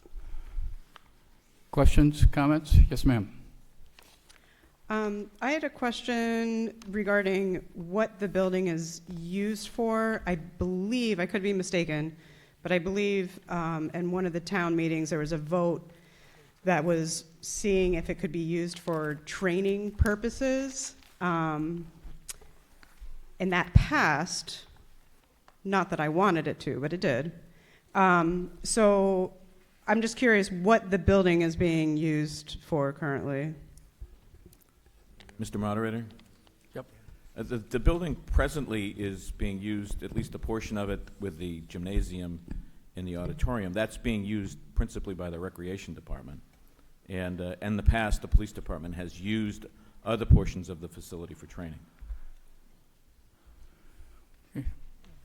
Other question? I have a similar question. It was about what the building is being used for. I know that, well, I'll backtrack. I believe it was at last year's town annual meeting that we voted on a dollar amount for the maintenance of this building. Unfortunately, I don't know that dollar amount. But now we're asking for $200,000 again for maintaining systems in the building. I know that pickleball is there, probably in the gymnasium. So I'm wondering what else the building is being used for. What are the plans for this building that is basically underutilized? And again, we're asking to fund money for it. With the housing crisis that we have here on the Cape, has any developer sought to use this building for housing? Is it up for sale? And is it fiscally wise to continue to put money into a building that is minimally used? I think the taxpayers, for 2 years of closure on a semi-vacant building, we need a serious explanation. Yep. And I'm sorry I didn't introduce myself. Ann Goring, Precinct 2. Thank you, Ann. I'm going to ask Mr. Scott, Bill Scott, to respond to that. And we have a committee, the Mattakees Utilization Committee. There is a project website that everybody should take a look at, the Mattakees Utilization Project, and add Yarmouth to that, and you should be able to get to it. We've been going through a process where the committee has been collecting ideas from various committees in housing, economic development, recreation, open space, and other areas. And they're now taking those ideas and moving forward in a public process with a consultant and survey. And based on the schedule that you'll see online, we're looking at completing that by January to be able to give more time for public input, plus also if there is a reuse potential going into town meeting in the following year. So the study has been progressing well. It started around January and will hopefully be done with 3 proposals to the Board of Selectmen by this coming January. And then after that, we go into an implementation phase. A lot of credit to the separate committees in housing, economic development, and those other categories, open space and water, in developing ideas which you can see posted online. Those ideas then go through the Mattakees Utilization Committee process with the consultant, community survey, public meetings, and we develop 3 plans that would be considered by the Board of Selectmen. And right now, from the use perspective, the Recreation Department uses it quite extensively, both the gym, somewhat the auditorium. They have a basketball program that has about 300 kids there. There's a pickleball program, things like that. part of the utilization committee process is also to take a look at uses by both municipal, private development, and other opportunities. Chris? Yeah, thank you for that answer, because I was going to question what the progress was with the study committee, so thank you very much. That was good information. Yes, sir. Greg Bogle, Precinct 2. I was going to point out the basketball games. All my kids' basketball games are there, and they use the fields for soccer also. It definitely needs some maintenance. And I wanted to point out, when we come out of the basketball games, you can't see anything because the lights are all broken, or mostly. So I was just hoping some of that would be included in the maintenance. I see it says electricity, but that stuff's, the lights are outside, so. Okay, thank you. Thank you. Yes, ma'am. Oh, hi, Pat. Pat Armstrong, Precinct 3. I've been retired for a couple of years now, but I know that the recreation programs in the town are growing, first under Anthony and now under our new director, Stephen. And I know that those gyms are full, and we're not just serving children any longer, but families as well as seniors with the pickleball program and other functions.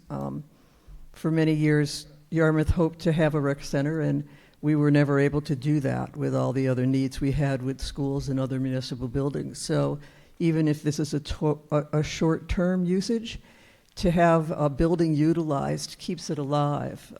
When you shut down a building and don't utilize it, that's when the mold and everything else comes in. And if the committee that Mr. Scott is overseeing finds usages for the auditorium and the gymnasium, then it will be in much better shape for us to save, and that $200,000 won't look like very much at all. But for right now, it's without a story or a plan going forward, it sounds like an awful lot of money that's being wasted. I don't think it is. I think that it's a great opportunity for many kids and many dads and moms to create relationships over these activities and the things that we do for years in the rec department. So I hope the town will consider this time around to fund that $200,000 for the expenses and let Roby and her team do the good job that they do of keeping that building, which is kind of, I'm not even sure it's going to be a building soon, functioning for the better usage of our community. Thank you. Thank you. Hearing no more. All in favor? All opposed? Motion carries. Article 33. Mr. Moderator, I move Article 33 as printed in the warrant. Select Board? Supports unanimously. Finance Committee? Finance Committee supports 6-0. Explanation? Mr. Moderator, this article seeks special legislation to include Yarmouth's natural resource officers who are certified police officers pursuant to Massachusetts General Laws, Chapter 6E, under the same retirement guidelines as other certified police officers. The Police Officer Safety and Training, otherwise known as the POST Act, has substantially changed the qualifications and requirements of natural resource officers operating in a law enforcement capacity, which is the case here in Yarmouth. In Yarmouth, our natural resource officers are all required to attend the full-time Massachusetts Police Academy and come under the same certification requirements as other police officers. They are also subject to the police department management of all firearms training and certification. This article finalizes the transition by placing these officers in the proper retirement category for all public safety personnel. Thank you. Questions, comments? Hearing none, seeing none, all in favor? Aye. All opposed? Motion carries. Article 34. Mr. Moderator, I move Article 34 as printed in the warrant. Select Board, Recommends unanimously. Finance Committee, Recommend 6-0. explanation. Mr. Moderator, this article, if accepted, would increase the amount of the tax exemption granted to veterans on the domiciles under Clause 22, Clause 22A, Clause 22B, Clause 22C, Clause 22E, and Clause 22F annually by a cost of living adjustment determined by the Massachusetts Department of Revenue and based on the Consumer Price Index. Questions, comments? Tom? Thank you, Mr. Moderator. I'd like to make a statement. I watched this in the Selectmen's meeting, and there was a hearing with our Veterans Service Officer. For those who don't know, I'm under this bill. I have 200% disability. Okay? I think statements were made there that were unfair in regards to the Chapter 115 funds and the VA. They're not the same, and it's clear as night and day. Chapter 115 funds is a state agency. Helps veterans get on their feet who are having a tough time.